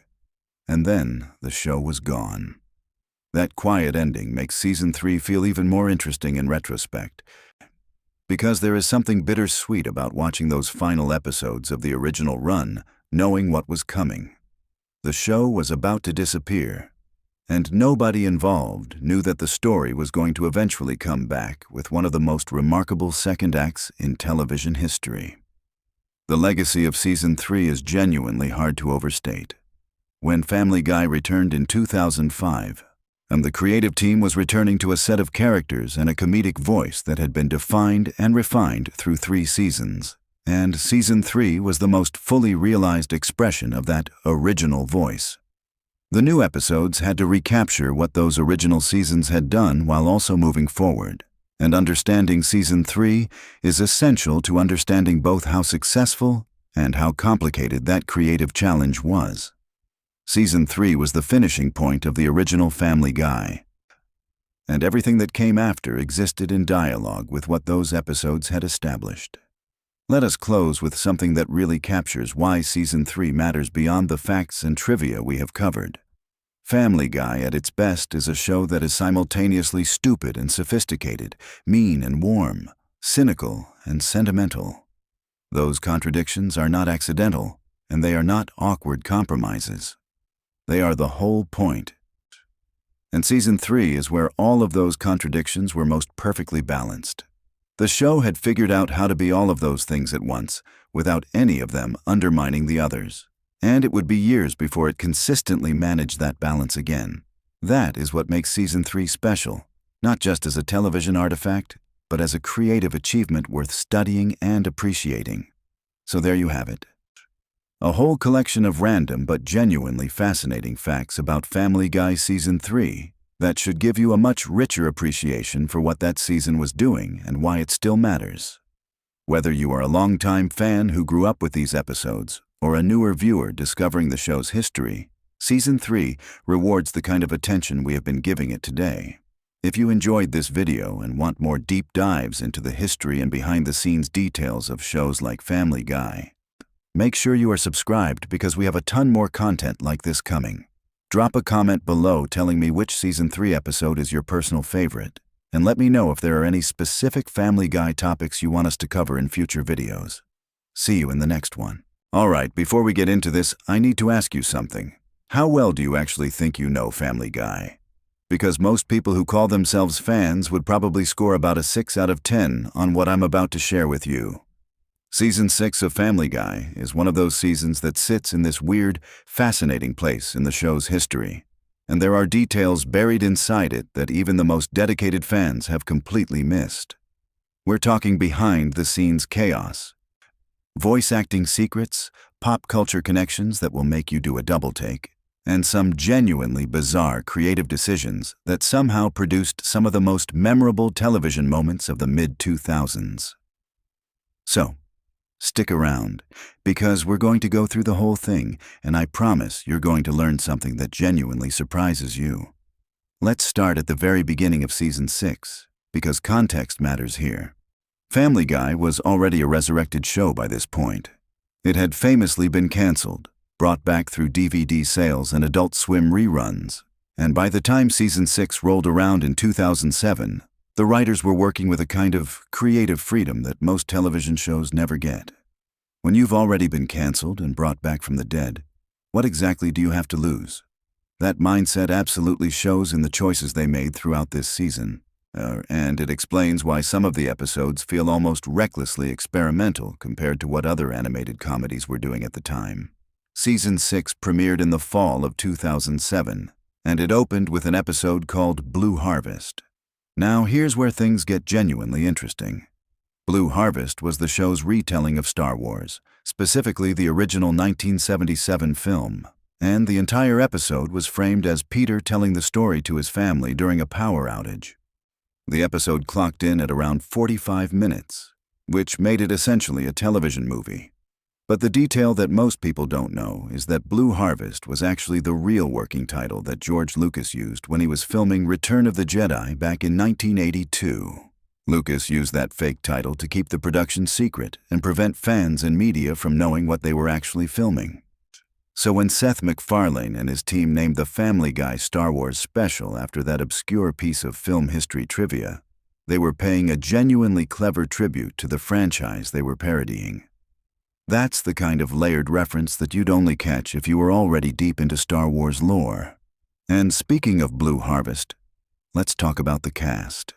The episode featured the regular Family Guy cast essentially playing versions of the Star Wars characters, with Peter as Han Solo, Lois as Princess Leia, Chris as Luke Skywalker, Stewie as Darth Vader, Quagmire as C-3PO, Cleveland as R2-D2, and Brian as Chewbacca. Now what's remarkable here is the actual voice work involved. Seth MacFarlane was voicing 4 of those characters simultaneously in various scenes: Peter, Stewie, Quagmire, and Brian, and having to maintain distinct character voices while also riffing on these iconic Star Wars archetypes was a genuinely demanding performance challenge. The episode received such a strong reception that it actually spawned 2 more Star Wars specials in later seasons, which is something the writers hadn't necessarily planned when they were putting Blue Harvest together. The success caught even them a little off guard. Now let me hit you with something you almost certainly didn't know about this season. The episode Movin' Out Brian's song from Season 6 involves Brian moving in with Jillian, his girlfriend at the time. And this episode contains one of the most carefully constructed running jokes in the show's history up to that point. The entire episode plays with the tension between Brian's intellectual self-image and the reality of his actual behavior, and the writers used Stewie's commentary as a kind of Greek chorus throughout. What's interesting from a production standpoint is that the writers' room spent a disproportionate amount of time on Stewie's reaction beats in this episode specifically because they knew that Brian and Stewie's dynamic was becoming the emotional core of the show. The audience's attachment to those 2 characters was measurably stronger by Season 6 than it had been in earlier seasons, and the writers were consciously leaning into that. Here's another layer to this. Family Guy's writing staff underwent some notable shifts heading into and during Season 6. The show had a reputation in Hollywood for being a difficult but creatively energizing place to work, and the combination of returning veterans and fresh writing talent created a slightly different comedic voice in Season 6 compared to Season 5. You can actually hear this if you go back and listen carefully. The cutaway gags feel a touch more elaborate in Season 6. Like the writers were more willing to build out a full comedic scenario rather than just dropping in a quick reference. The jokes have a bit more architecture to them, and that's not an accident. That reflects a writer's room that was feeling confident and willing to take swings. Let's talk about Stewie Griffin for a moment, because there's a fascinating evolution happening with this character specifically in Season 6. When Family Guy first launched, Stewie was conceived as a genuinely sinister baby with a legitimate plan for world domination. The humor came from the contrast between his evil ambitions and his literal status as an infant. But by Season 6, Stewie had transformed into something much more complex and, frankly, much funnier. His relationship with Brian had become the show's most sophisticated comedic pairing. His sexuality was being hinted at with increasing frequency and creativity, and his emotional life had become genuinely rich and textured. The world domination stuff was still there, but it was more of a background character trait rather than the engine driving his stories. This shift in Stewie's character is actually something Seth MacFarlane has discussed in various interviews over the years. He's acknowledged that the original Stewie concept was somewhat limiting because you could only do so much with a baby who purely wants to take over the world. The version of Stewie that emerged through Season 6 and beyond was a character who could carry a broader range of stories, from absurdist comedy to genuine emotional beats. And Season 6 is really where you can see that transformation solidified. It's a pivotal season for Stewie, even if fans don't always recognize it as such. Now here's a fact that I find genuinely surprising. Season 6 of Family Guy aired during one of the most competitive periods in animated television history. This was 2007 and 2008, right in the middle of a golden age for adult animation. The Simpsons was still running, South Park was hitting some of its most critically acclaimed years, Futurama had already ended but was about to be revived, and American Dad, which shares production resources and creative DNA with Family Guy, was finding its footing. In that landscape, Season 6 had to work hard to maintain Family Guy's identity and audience. And the fact that it succeeded speaks to how well the team understood what made their show distinct. The thing that made Family Guy distinct, and Season 6 exemplifies this beautifully, was a willingness to completely abandon narrative logic in service of a joke. Other animated shows, even transgressive ones, tended to follow some kind of internal story logic. Family Guy would cheerfully blow that up if it meant landing a better punchline. The show weaponized non sequitur in a way that was genuinely new, and Season 6 refined that weapon to a sharp edge. Let me give you a specific example from the season. There's a moment in the episode Peter's Daughter where the show commits to an extended physical comedy bit involving Peter in a way that goes on significantly longer than you expect. Past the point of comfort, past the point where you think the joke is finished, and then keeps going until it wraps back around to being funny again through sheer persistence. This technique, holding a joke beyond its natural endpoint until it becomes funny in a completely different way, is something the Family Guy writers developed into almost a signature move. And Season 6 has some of the best examples of this technique in the show's entire run. Peter's Daughter is also notable for featuring a storyline where Peter becomes intensely overprotective of Meg after she ends up in a coma. Now the Meg storyline is interesting because throughout the series, Meg is treated as the family punching bag, the character whose suffering is played for laughs. But occasionally, the show would do something genuinely interesting with her character. And Peter's Daughter is one of those moments. The protectiveness Peter shows, even though it comes from a selfish and controlling place rather than genuine parental love, still represented a slightly different dynamic between Peter and Meg than the show usually explored. It's not a redemption arc by any stretch, but it's a moment of complexity in what could have been a flat character. Okay. Here's a fact that will genuinely shock some of you. The Season 6 episode titled I Dream of Jesus is the episode where the Surfin' Bird song by the Trashmen becomes a recurring element, with Peter becoming obsessively enthusiastic about the song to a deranged degree. What many people don't realize is that this episode essentially launched a second life for that song. The Trashmen had a novelty hit with Surfin' Bird back in 1963, And while the song had experienced various moments of cultural relevance over the decades, the Family Guy episode genuinely introduced it to a massive new generation of viewers. After I Dream of Jesus aired, there was a measurable spike in downloads and searches for the song. The show didn't just reference pop culture in this case. It actively changed the cultural trajectory of a 40-plus-year-old song. And the choice to use that song specifically is interesting when you think about it.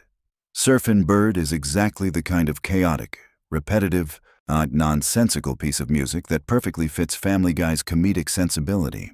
The joke works on multiple levels. There's the surface-level absurdity of Peter's obsession. There's the meta-commentary on how certain pieces of media get lodged in your brain against your will.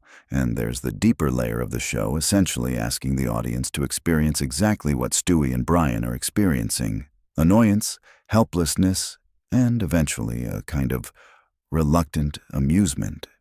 It's genuinely clever construction wrapped in an extremely silly package.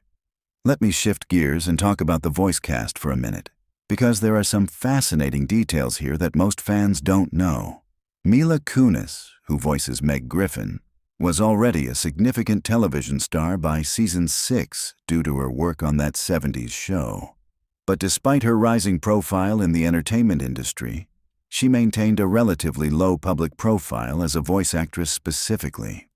One of the interesting aspects of voice acting work is that it allows performers to do things with a character that their public image might make difficult in live action. And Meg's position as the show's punching bag created a genuinely unique professional situation for Kunis. She's spoken in interviews about how she approached finding the specific vocal quality that makes Meg sound appropriately pathetic and earnest without tipping over into caricature. And season 6 is a good place to hear that balance being maintained really effectively. Seth Green, who voices Chris Griffin, has a particularly interesting relationship with season 6. By this point, Green was also running Robot Chicken on Adult Swim, which meant he was simultaneously functioning as both a performer in someone else's creative vision and as a showrunner in his own right. The cross-pollination of ideas between those two creative environments is something fans of both shows occasionally spotted, though the approaches to parody and pop culture commentary are quite different between Family Guy and Robot Chicken. Now let's talk about something that gets overlooked when people discuss season 6, and that's the music.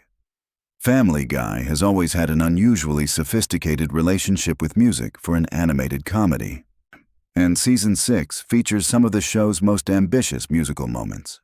The show employs a full team of composers and music coordinators, and the work they do in season 6 to support the Star Wars special alone is remarkable.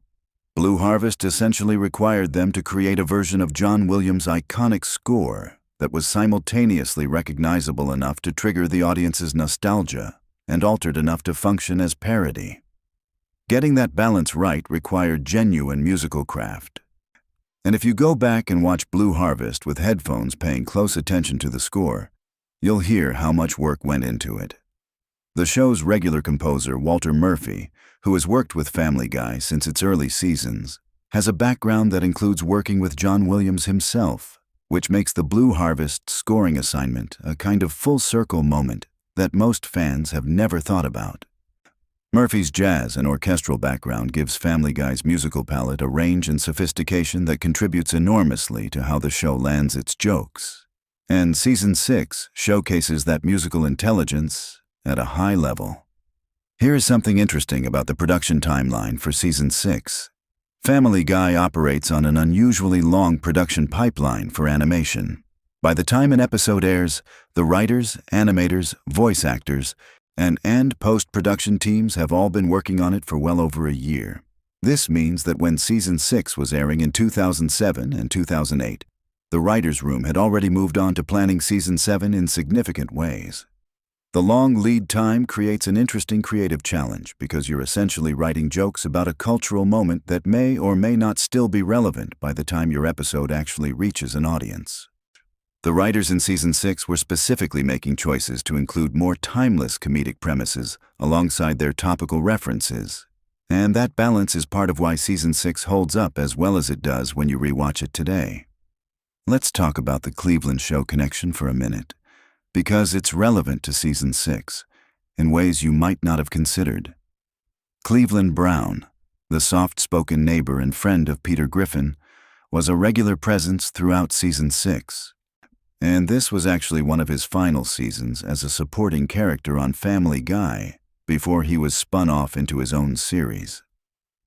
The Cleveland show premiered in 2009, which means that during the production of Season 6, the conversations about giving Cleveland his own show were likely already in early development stages.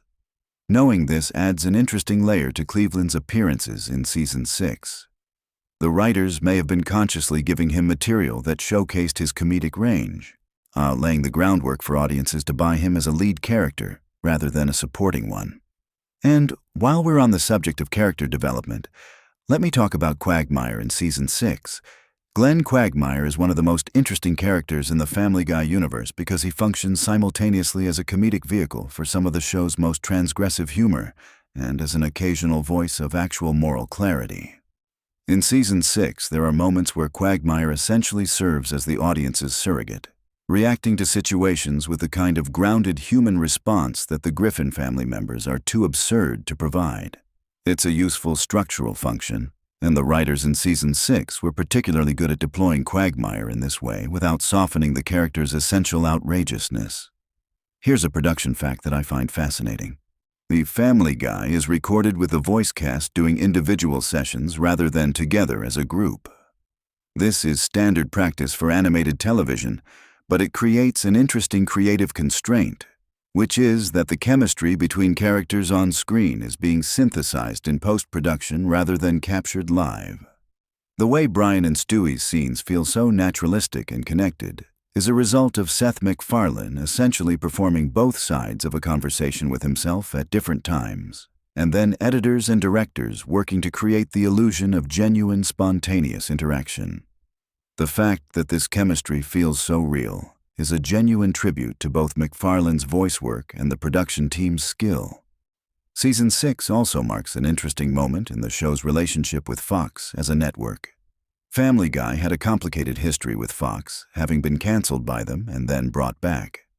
By Season 6, that tension had largely been absorbed into a functional working relationship. But the show still maintained a habit of biting the hand that fed it with jokes about Fox's programming and business decisions. This self-referential willingness to mock its own network home is part of what gave Family Guy its edge, and Season 6 contains several pointed jabs at Fox that the network apparently allowed through without significant interference. The relationship had evolved from adversarial to something more like a mutually beneficial creative tension. Now I want to bring up something about Season 6 that relates to how the show handles controversy, because this is a genuinely interesting aspect of the show's DNA. Family Guy has always courted controversy, and Season 6 was no exception. Some episodes pushed into territory that generated significant audience and critical pushback. What's interesting is how the show's writers processed that criticism. They were not particularly interested in backing down from transgressive material, but they were also not simply being provocative for its own sake. The best moments of Season 6 that court controversy do so because the transgression is in service of an actual point or an actual comedic observation. The worst moments, which exist in every season, are pure provocation without the comedic architecture to support them. The show's willingness to engage with disability, race, gender, and sexuality in Season 6 reflects the broader cultural conversation happening in comedy during that period, when the boundaries of acceptable satirical content were being actively negotiated in real time. Looking back from 2026, some of Season 6 ages better than other parts, and that's an honest assessment that most fans can make if they're watching with open eyes. Let me tell you about the episode McStroke, which is one of the more memorable episodes from Season 6. This episode involves Peter becoming addicted to fast food burgers and suffering a stroke as a result. What's interesting about McStroke from a craft perspective is how it balances absurdist comedy with what is actually a somewhat pointed critique of fast food culture and corporate responsibility. The episode aired during a period when public conversations about nutrition, fast food marketing, and health outcomes were quite prominent in American media, and the writers were clearly aware of that context. But rather than making a straightforward social commentary episode, they wrap the critique inside classic Family Guy absurdism, which is exactly how the show does its best work on topics with real-world stakes. Here's a fact that connects Season 6 to the broader history of animation. Family Guy's animation style has always been deliberately simple compared to what was technically possible at the time of production. The show uses a limited animation approach that prioritizes comedic timing and voice performance over visual complexity. This is actually a very conscious artistic choice, one that connects Family Guy to the tradition of classic theatrical cartoons, where the humor came from performance and timing rather than visual spectacle. Season 6 maintains this approach, and you can see it most clearly in the human characters, whose designs are intentionally flat and slightly awkward in a way that enhances rather than undermines the comedy. The animation team did push their limits somewhat in Blue Harvest, where they were creating environments and action sequences inspired by Star Wars that required more visual ambition than a typical Family Guy episode. The space battle sequences in Blue Harvest represent some of the most technically demanding animation the show had produced up to that point, and the team pulled it off while maintaining the show's essential visual identity. It's a harder balance to strike than it looks. Let me give you another surprising fact. The Season 6 episode titled Long John Peter features Peter becoming friends with a pirate, and this episode is notable for a subplot involving Chris and a veterinarian that contains some of the most quotable dialogue from this particular season. What's interesting about Long John Peter from a writing perspective is how it structures two completely unrelated storylines in a way that creates a unified emotional tone. The A story and B story don't connect thematically in any obvious way, but they share a kind of freewheeling energy that makes the episode feel coherent despite its structural looseness. That's actually a sophisticated piece of writing craft, disguised as total chaos. Family Guy's storytelling structure in Season 6 often works this way. The show figured out early that audiences would follow almost any narrative thread as long as the comedy was working, and Season 6 represents the writers being fully confident in that knowledge. They were willing to take stories in directions that had no logical justification because they trusted their comedic instincts. And in Season 6 specifically, those instincts were firing at a very high level. Now let's talk numbers for a moment, because Season 6's ratings tell an interesting story. The season consistently drew audiences in the 8 to 10 million viewer range, which by the standards of 2007 and 2008 broadcast television was strong but not dominant. What's more significant than the raw numbers is the demographic breakdown. Family Guy in Season 6 was performing exceptionally well with the 18 to 34 male demographic that Fox prized most highly, and it was doing this while maintaining a core audience that skewed somewhat younger than typical primetime animation viewers. This demographic performance is what gave the show its commercial durability, and what allowed it to continue taking creative risks without the network applying significant pressure to soften its content. The DVD sales for Season 6 were also notable, continuing the pattern that had originally helped bring the show back from cancellation. People were buying the season set specifically because the commentary tracks, deleted scenes, and behind the scenes material represented genuine additional value. The writers and cast were known for doing entertaining commentary that functioned almost as supplementary comedy in its own right, and Seth MacFarlane's commentary tracks in particular developed their own kind of fan following. Here's something about Season 6 that connects to what the show would become in later years. By Season 6, Family Guy had established a format that would essentially remain stable for the next decade and a half. The formula was set. The characters' personalities were fixed in recognizable grooves. The types of stories the show would and wouldn't tell were established. What Season 6 represents is the last moment where that formula felt genuinely fresh and elastic, rather than settled and predictable. And fans who point to Seasons 4 through 6 as the golden age of Family Guy are often identifying this quality intuitively. The show is still surprising them on a regular basis. There's also something worth noting about Season 6 in the context of Seth MacFarlane's career trajectory. By 2007, MacFarlane was one of the most powerful figures in American animated television, with Family Guy and American Dad both on the air and a production company that was developing additional projects. Season 6 of Family Guy aired during a period when MacFarlane was also beginning to develop his public persona as a performer and public figure beyond voice acting and writing. His appearances at awards shows, his musical performances, and his increasing willingness to speak publicly on political and cultural topics were all building during this period. You can actually see this reflected in Family Guy Season 6, which has a slightly sharper political edge than some earlier seasons and a somewhat more developed sense of its own place in the cultural conversation. The episode It Takes a Village Idiot and I Married One is a particularly clear example of this.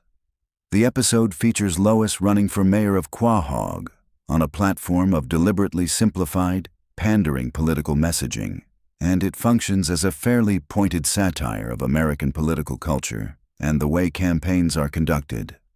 This kind of political engagement was becoming more central to the show's identity by Season 6, and it reflects MacFarlane and his writers paying close attention to the world around them and finding comedy in its contradictions.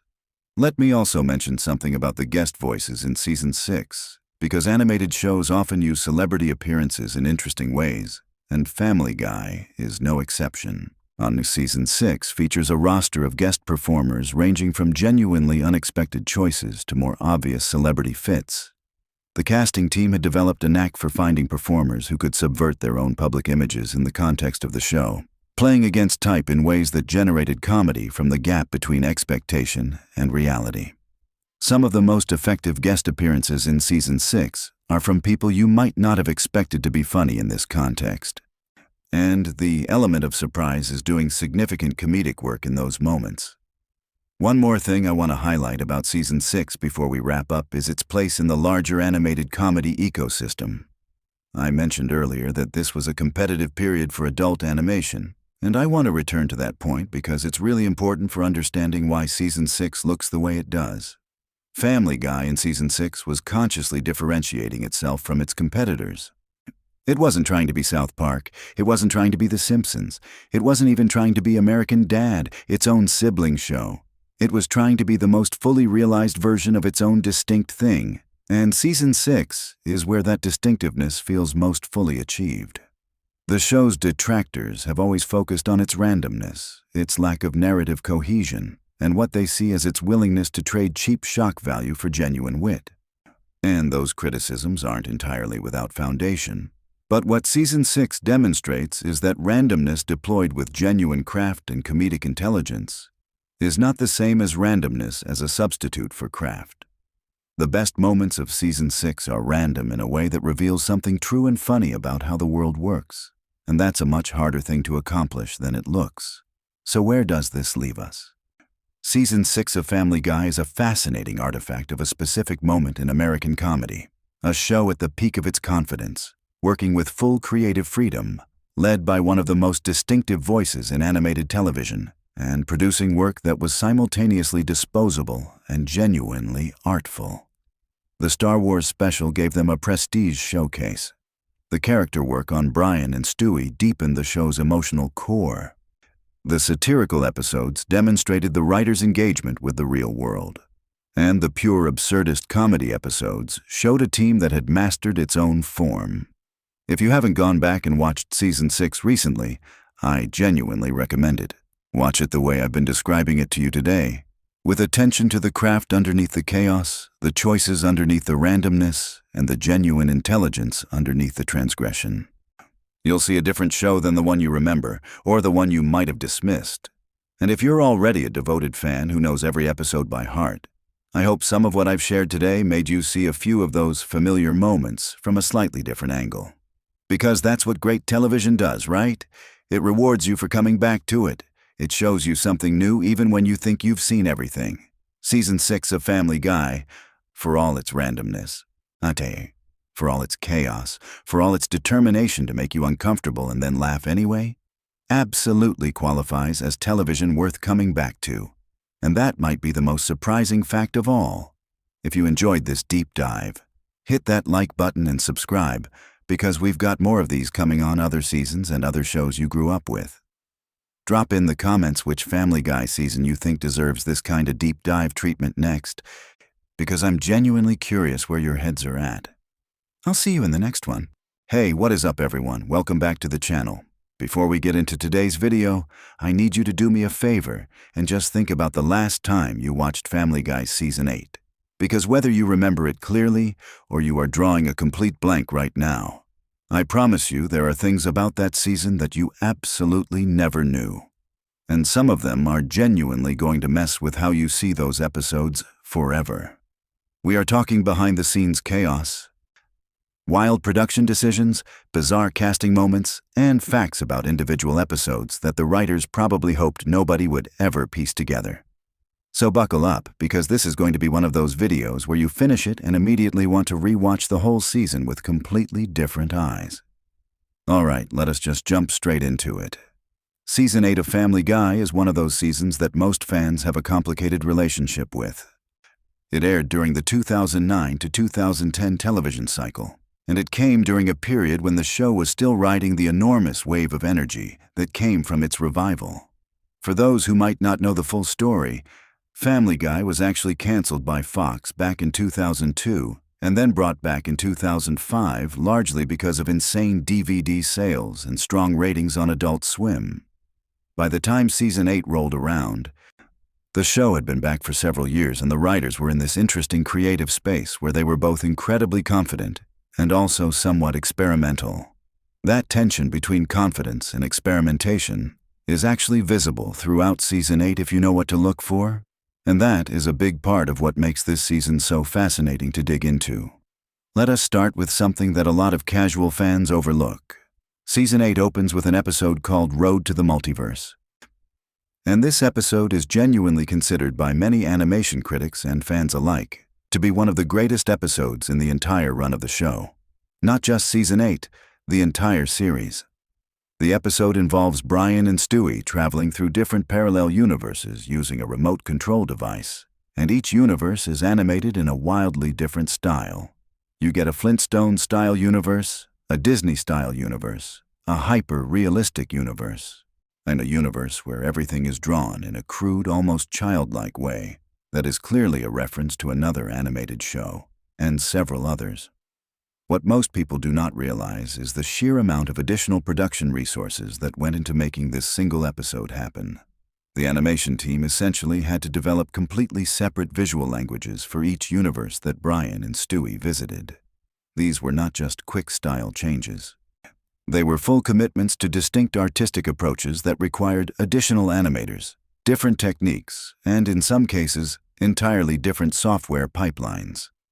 The Disney sequence in particular became something of a talking point because the quality of the animation in that segment was genuinely impressive, combining traditional Disney-style character movement with musical numbers that felt authentic to the classic Disney era. The fact that this episode landed at the very beginning of the season was a bold, creative choice because it essentially said to the audience, "We are not playing it safe this year." Now here is something that connects to that episode in a way most people have never considered. The road to episodes in Family Guy have their own fascinating internal history. Brian and Stewie's travel adventures became one of the most beloved recurring formats in the show. And by Season 8, the writers were aware that these episodes carried a particular weight with the audience. There is a creative pressure that comes with that kind of beloved format, where you know that fans are going to hold each new installment up against the previous ones and measure them carefully. Road to the Multiverse essentially responded to that pressure by going completely maximalist, throwing every possible creative resource at the episode to make it the biggest and most ambitious road to installment yet. And the gamble paid off enormously in terms of critical reception. Okay, let us talk about something a little more behind the scenes now, because this is where things start getting really interesting. Seth MacFarlane, who created the show and voices Peter, Stewie, Quagmire, and Brian, among others, has spoken in various interviews over the years about the challenge of maintaining creative energy across a long-running animated series. By Season 8, the show was well past the 100-episode mark, and the writing staff was navigating the very real challenge of keeping stories fresh. One of the ways the writing team approached this in Season 8 was by leaning into longer, more sustained, comedic and emotional commitments within single episodes. Rather than just loading every episode with rapid-fire cutaway gags, which had become a kind of signature of the show, several Season 8 episodes pushed toward more coherent storytelling structures where the jokes emerged from character situations rather than being dropped in from the outside. This was not a complete tonal shift. Family Guy was still very much Family Guy. But there is a noticeable difference in how some Season 8 episodes are constructed compared to earlier seasons.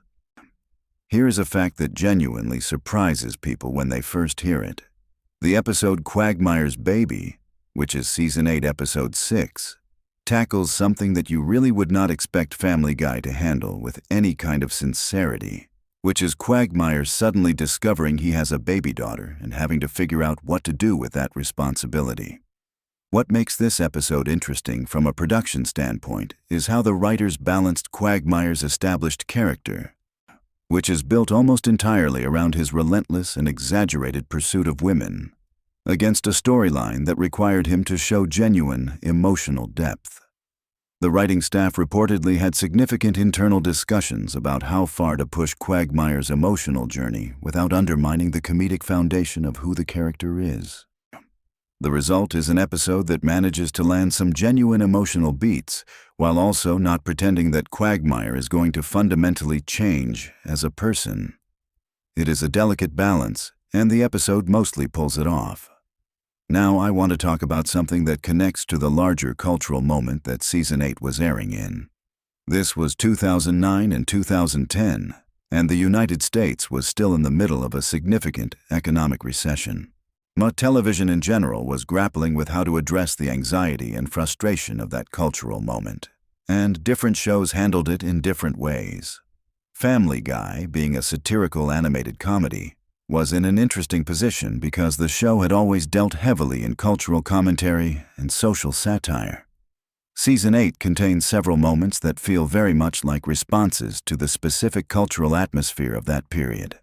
Jokes about financial insecurity, corporate greed, and the general sense that institutions were not working the way people expected them to. These elements are woven into the fabric of various episodes in ways that feel organic rather than forced, which is actually harder to do than it sounds. When satire feels too topical, it dates badly. But when it captures something genuine about a cultural mood, it can actually make episodes feel more resonant when you watch them years later. Let us shift gears and talk about guest stars, because Season 8 has some genuinely wild casting moments. One of the most talked about is the appearance of James Woods reprising his role as a fictionalized version of himself. James Woods had appeared in the show before, and the recurring gag around his character had built up a mythology within the Family Guy universe. By Season 8, the show brought him back and escalated the absurdity of his storyline in ways that felt both earned and completely unexpected. The thing about James Woods as a guest on Family Guy is that his willingness to lean into the self-deprecating and often unflattering portrayal of himself gave the writers enormous latitude to push the joke further each time. Not every celebrity who appears on animated shows is willing to be that game. And when they are, it usually produces much better comedic results. There is also a fascinating fact about the voice recording process for animated shows that connects to how Season 8 was made. Unlike live-action television, animated shows record their voice performances before the animation is produced. This means that the voice actors are essentially working from scripts in a recording booth without any visual reference for what their performance will ultimately look like. And Seth MacFarlane and the other regular voice cast had been doing this long enough by Season 8 that they had developed an almost intuitive sense of timing and rhythm that allowed them to land jokes in the recording booth that would then be built around in animation. But for guest stars, particularly those who came from primarily live-action backgrounds, this process could be disorienting. The energy of performing in front of a microphone in a recording studio, without any scene partner, without any set, without any of the traditional theatrical cues that tell you where a moment is landing, requires a particular kind of adjustment. Season 8 guests who came in with that understanding generally gave stronger performances, and you can actually hear the difference if you pay close attention. All right, Here is something genuinely obscure that I find fascinating. The episode Doggone, which deals with Brian accidentally killing a neighbor's dog while driving and then becoming fixated on the idea that nobody really cares about a dog's life the way they would care about a human life, is in many ways one of the more philosophically interesting episodes the show has ever done. The premise sounds like it could go in a very simple direction, but the episode actually ends up grappling with some real questions about empathy, moral consistency, and how we value different kinds of lives. Now, here is the thing about this episode that most people miss. It aired at a time when the writers were clearly interested in pushing Brian's character in more intellectually ambitious directions. Brian, who is an aspiring writer and the show's vehicle for a certain kind of liberal intellectual self-image, had been the subject of some fan debate about whether his pretensions were being played as something to laugh at or something to take seriously. Doggone is an episode that sort of threads that needle by giving Brian a genuinely interesting moral concern to wrestle with, while also not entirely letting him off the hook for how self-righteous he can be about it. Let us talk about the animation itself for a moment, because Season 8 represents a specific period in how the show was being made technically. By this point, the show had fully transitioned into high-definition production. And this transition affected not just the visual quality, but also certain aspects of how scenes were designed and how gags were staged. HD animation allows for much more detailed character expressions and background work, but it also means that anything sloppy or inconsistent is much more visible. The animation team working on Season 8 was operating at a higher level of technical precision than the show had required in its earlier seasons. And you can see this in how backgrounds became more elaborate and how character acting in key moments became more nuanced. This is one of those things that you often absorb as a viewer without consciously registering it. The show just somehow looks and feels slightly different, and a big part of that is the commitment to HD production quality. Now I want to get into something that connects to the creative DNA of the show in a really interesting way. Seth MacFarlane has always been open about his admiration for classic Hollywood entertainment, particularly old-school variety shows, musical comedy, and the kind of theatrical showmanship that was a big part of mid-20th century American entertainment. This influence runs through Family Guy in all kinds of ways. From the musical numbers that appear in almost every episode, to the comedic sensibility that values a certain kind of performative craft, alongside the more anarchic humor the show is known for. In Season 8, this musical sensibility shows up in several memorable moments. The Disney sequence in Road to the Multiverse is obviously the biggest example, but there are musical moments scattered throughout the season that reflect this same love of classic entertainment forms. What is interesting from a production standpoint is that these musical numbers require a completely different kind of creative work than the regular comedic writing. You need composers, lyricists, arrangement choices, and the voice cast needs to actually sing these songs, which adds another layer of performance demand to an already complex production. Here is a fact about Season 8 that tends to surprise people when they dig into the production timeline. Animated television has a notoriously long production pipeline, meaning that episodes are often being developed, written, and animated many months before they actually air. For a show like Family Guy, which relies heavily on cultural references and topical humor, this long pipeline creates an interesting challenge. Jokes that feel absolutely current when they are written in the writer's room might land slightly differently by the time they air months later. The writers had developed various strategies for managing this, including building in flexibility for topical material and focusing certain kinds of commentary on more enduring cultural patterns rather than specific news events. But there are moments in Season 8 where you can almost feel the writers calculating the shelf life of a particular reference, making a bet about what is still going to land when the episode finally airs. Let me tell you about something that most Family Guy fans have probably never thought about, which is the role of the table read in how Season 8 episodes were shaped. In television writing, a table read is a session where the cast reads through a completed script out loud together before production begins, and these sessions are often where scripts get significantly revised based on what works and what does not work when the words are actually spoken aloud. For Family Guy, no table reads take on a particular character because the regular cast includes Seth MacFarlane performing multiple distinct voices and characters, and hearing those voices interact in real time gives the writers immediate feedback about whether the rhythms and timing of a script are working. Several Season 8 episodes reportedly went through substantial revisions based on table read feedback, with jokes being reworked, scenes being reordered, and in some cases, entire plot lines being simplified or expanded based on what the table read revealed. This is an invisible part of the creative process that the audience never sees, but that has an enormous impact on the final product. All right, I want to spend some time on an episode that I think is genuinely underappreciated in terms of what it was trying to do.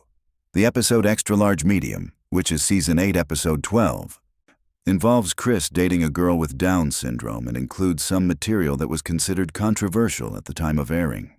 There was a notable public controversy around this episode because a line of dialogue was interpreted by some people as a reference to the daughter of a prominent political figure, and this created a significant media moment around the episode.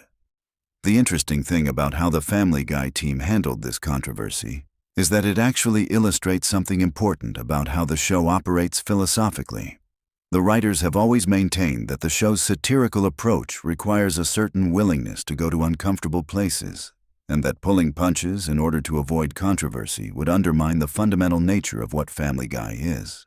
Whether you agree with that philosophy or not, it is a consistent position that the show has held throughout its run, and Season 8 provides a particularly clear example of what the consequences of that position look like when they play out in the real world. Let us talk about something that connects to the business side of television because I think this context is often missing from discussions of creative decisions. By Season 8, Family Guy had become an enormously profitable property for Fox. The show generated revenue not just from advertising during broadcast, but from DVD sales, merchandise, syndication deals, and a whole ecosystem of ancillary business. This financial success gave the show a certain amount of creative latitude that not every television show gets to enjoy. When a show is a financial juggernaut for a network, the network is somewhat less likely to interfere with creative decisions because the risk calculation is different. The show's track record provides a kind of protective buffer around the creative team. This does not mean the writers had unlimited freedom, but it does mean that Season 8 was produced in an environment where the show had more leverage to take creative risks than a show in a more precarious financial position would have had. Now here is something genuinely cool that most people do not know about how the show handles its musical content. The music in Family Guy is composed by Ron Jones and Walter Murphy, among others, and the score for each episode is an original composition rather than a library of recycled cues. This is actually relatively unusual for animated television, where production costs often lead shows to rely on stock music or a small, rotating library of themes. The commitment to original scoring for each episode adds significantly to the production budget, but also contributes enormously to the show's distinctive feel. The way music is used in Family Guy, often swelling dramatically to underscore a joke, or cutting suddenly to create a comedic beat, or transitioning from a gag into a sincere, emotional moment, is a huge part of the show's identity.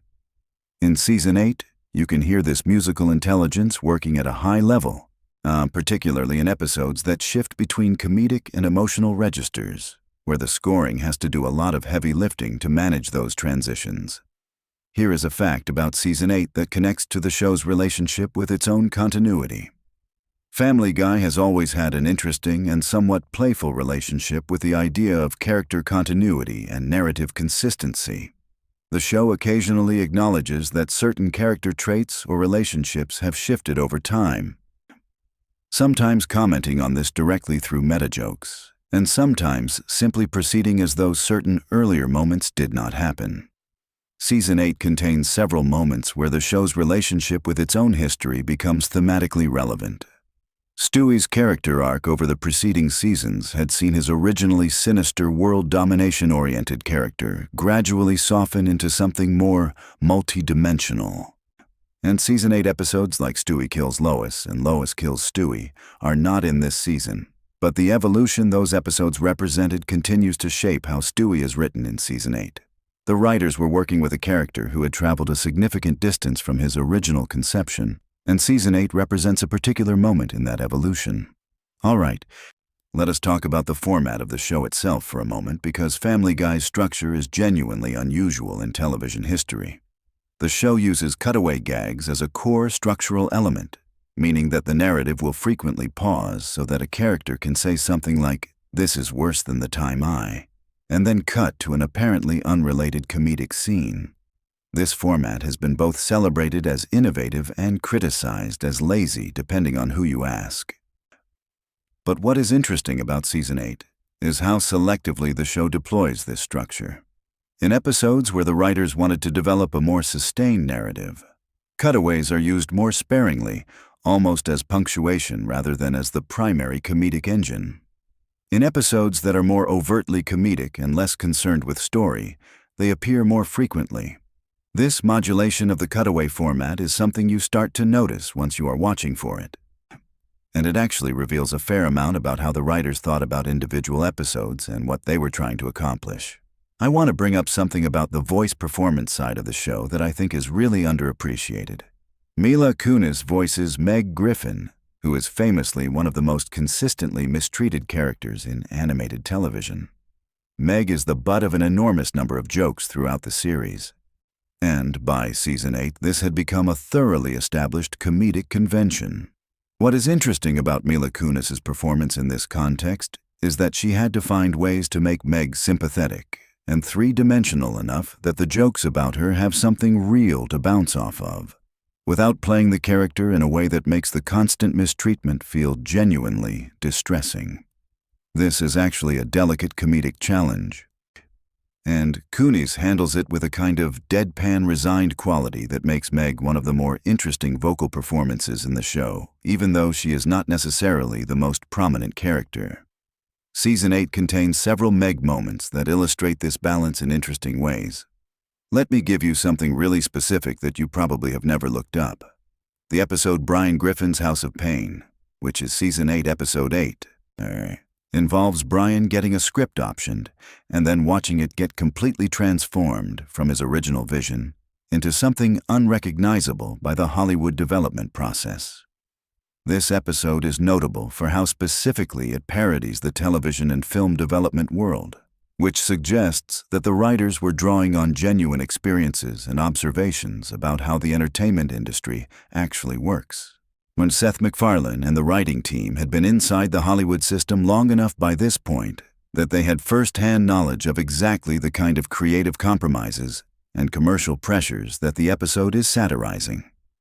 This gives the comedy a particular sharpness and specificity that parody tends to achieve when it comes from genuine experience rather than second-hand observation. Okay, here is a slightly different kind of fact that I want to bring in because I think it enriches the picture of what Season 8 was. The show's writer's room during this period was a deliberately diverse group in terms of comedic sensibilities, backgrounds, and approaches. Seth MacFarlane has talked about how the Family Guy writer's room functioned as a kind of creative debate space where very different voices contributed to what the show became. This multiplicity of voices is part of why Family Guy can feel tonally varied in ways that some shows do not. You have material that is deeply absurdist sitting alongside material that is more grounded in character psychology, jokes that are purely shock-based sitting alongside jokes that require the audience to make intellectual connections. Season 8 reflects this tonal range perhaps more clearly than some other seasons because the individual episodes vary quite significantly in their approach and energy. Now let us talk about something that I think is fascinating from a pure storytelling craft perspective. Several Season 8 episodes deal with the theme of reputation versus reality, the gap between how characters are perceived and who they actually are. This shows up in the Quagmire Baby episode in terms of whether he is capable of genuine care. It shows up in Brian's House of Pain in terms of the gap between artistic intention and commercial product. It even shows up in various Peter episodes where his behavior is so disconnected from social norms that other characters are constantly having to reconcile who Peter is with what they expected him to be. Whether this is a deliberate thematic thread the writers were pursuing or simply a pattern that emerges from how the characters are constructed, it gives Season 8 a kind of coherence beneath its surface variety. Here is something about the production of animated comedies that relates directly to Season 8 and that most viewers have no reason to think about. The editing of an animated episode is fundamentally different from the editing of a live-action show because you are not working with footage that was captured on a set. Every scene, every cut, every transition is a deliberate construction that was planned and built from scratch. This means that the editors on Family Guy have an unusual degree of creative participation in the final shape of each episode. Timing decisions that in a live-action show might be settled in the editing room are in animation often built into the animation itself. But there is still significant editorial work that happens at the end of the pipeline where pacing, rhythm, and comedic timing can be adjusted. The editors working on Season 8 were part of a production team that had developed very specific instincts about where jokes needed to breathe and where the show needed to move quickly. And those instincts are part of what gives the season its particular rhythm. Let me take a moment to appreciate something about how Season 8 fits into the larger story of Family Guy as a cultural phenomenon. By this point in the show's history, Family Guy had become the kind of show that other shows made jokes about and referenced. It had achieved a level of cultural saturation where its characters, its jokes, and its comedic style had become part of the shared vocabulary of popular culture. This is a strange position for a show to be in because it means that the show is simultaneously creating culture and responding to how that culture has been absorbed and transformed by others. Season 8 is being made by a team that knows their work will be immediately subjected to enormous scrutiny and comparison, not just by casual viewers but by a genuinely passionate fan base that has very specific ideas about what the show is and what it should be. All right. Let me give you one more really interesting thing before we start wrapping this up. The episode Something Something Something Dark Side, which is a Star Wars parody and the second installment of the show's Star Wars trilogy, aired in Season 8. This is another one of those landmark episodes that came to define the season in many people's memories, and for good reason. The production of this episode involved a level of cinematic ambition that is genuinely impressive for television animation. The team was essentially recreating entire sequences from The Empire Strikes Back, one of the most beloved films ever made, with the Family Guy characters substituted in. This required not just careful visual recreation, but a deep understanding of the original film's pacing, cinematography, and emotional logic, because the parody only works if you can feel the original underneath it. The writing needed to find the comedic pressure points where the insertion of Family Guy's characters and sensibility would create the maximum possible comic dissonance, and then trust that the audience's love of both the original film and these characters would make those moments land. The thing about both the Star Wars episodes and Road to the Multiverse is that they represent a particular philosophy of ambition that ran through Season 8 in a really defining way.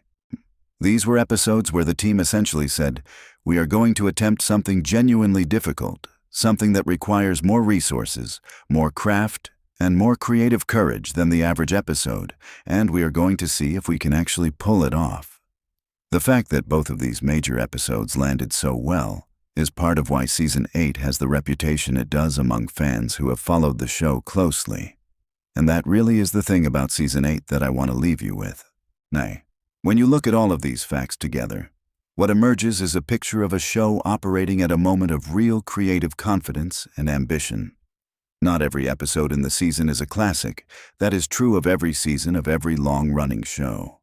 But the season as a whole represents a team that was genuinely pushing themselves, taking creative risks, developing their characters in meaningful ways, and investing seriously in the craft of making a show that was funny, and occasionally, something more than funny. The facts we have gone through today are not just trivia. They are windows into the decisions and processes and conversations that produced something a lot of people still watch and enjoy and argue about. That is what good television does. It gives you enough to keep coming back to it, enough layers that you can keep discovering new things even after you have seen it multiple times. So there you have it, a deep dive into some of the most fascinating and surprising facts about Family Guy Season 8. I hope this video gave you some new ways to think about a season you might have dismissed or taken for granted, or maybe gave you a reason to go back and watch it for the first time with all of this context in your head. If you enjoyed this video, Do me a solid and hit that like button because it genuinely helps this channel reach more people who are into this kind of deep dive content. If you want to see more videos like this, whether it is more Family Guy breakdowns, animated show deep dives, or behind-the-scenes content about television production, make sure you are subscribed and hit that notification bell so you do not miss anything. Drop in the comments what your favorite Season 8 episode is. I would love to see what people say because I have a feeling Road to the Multiverse is going to absolutely dominate that conversation. But maybe you will surprise me. Thanks for watching, and I will see you in the next one.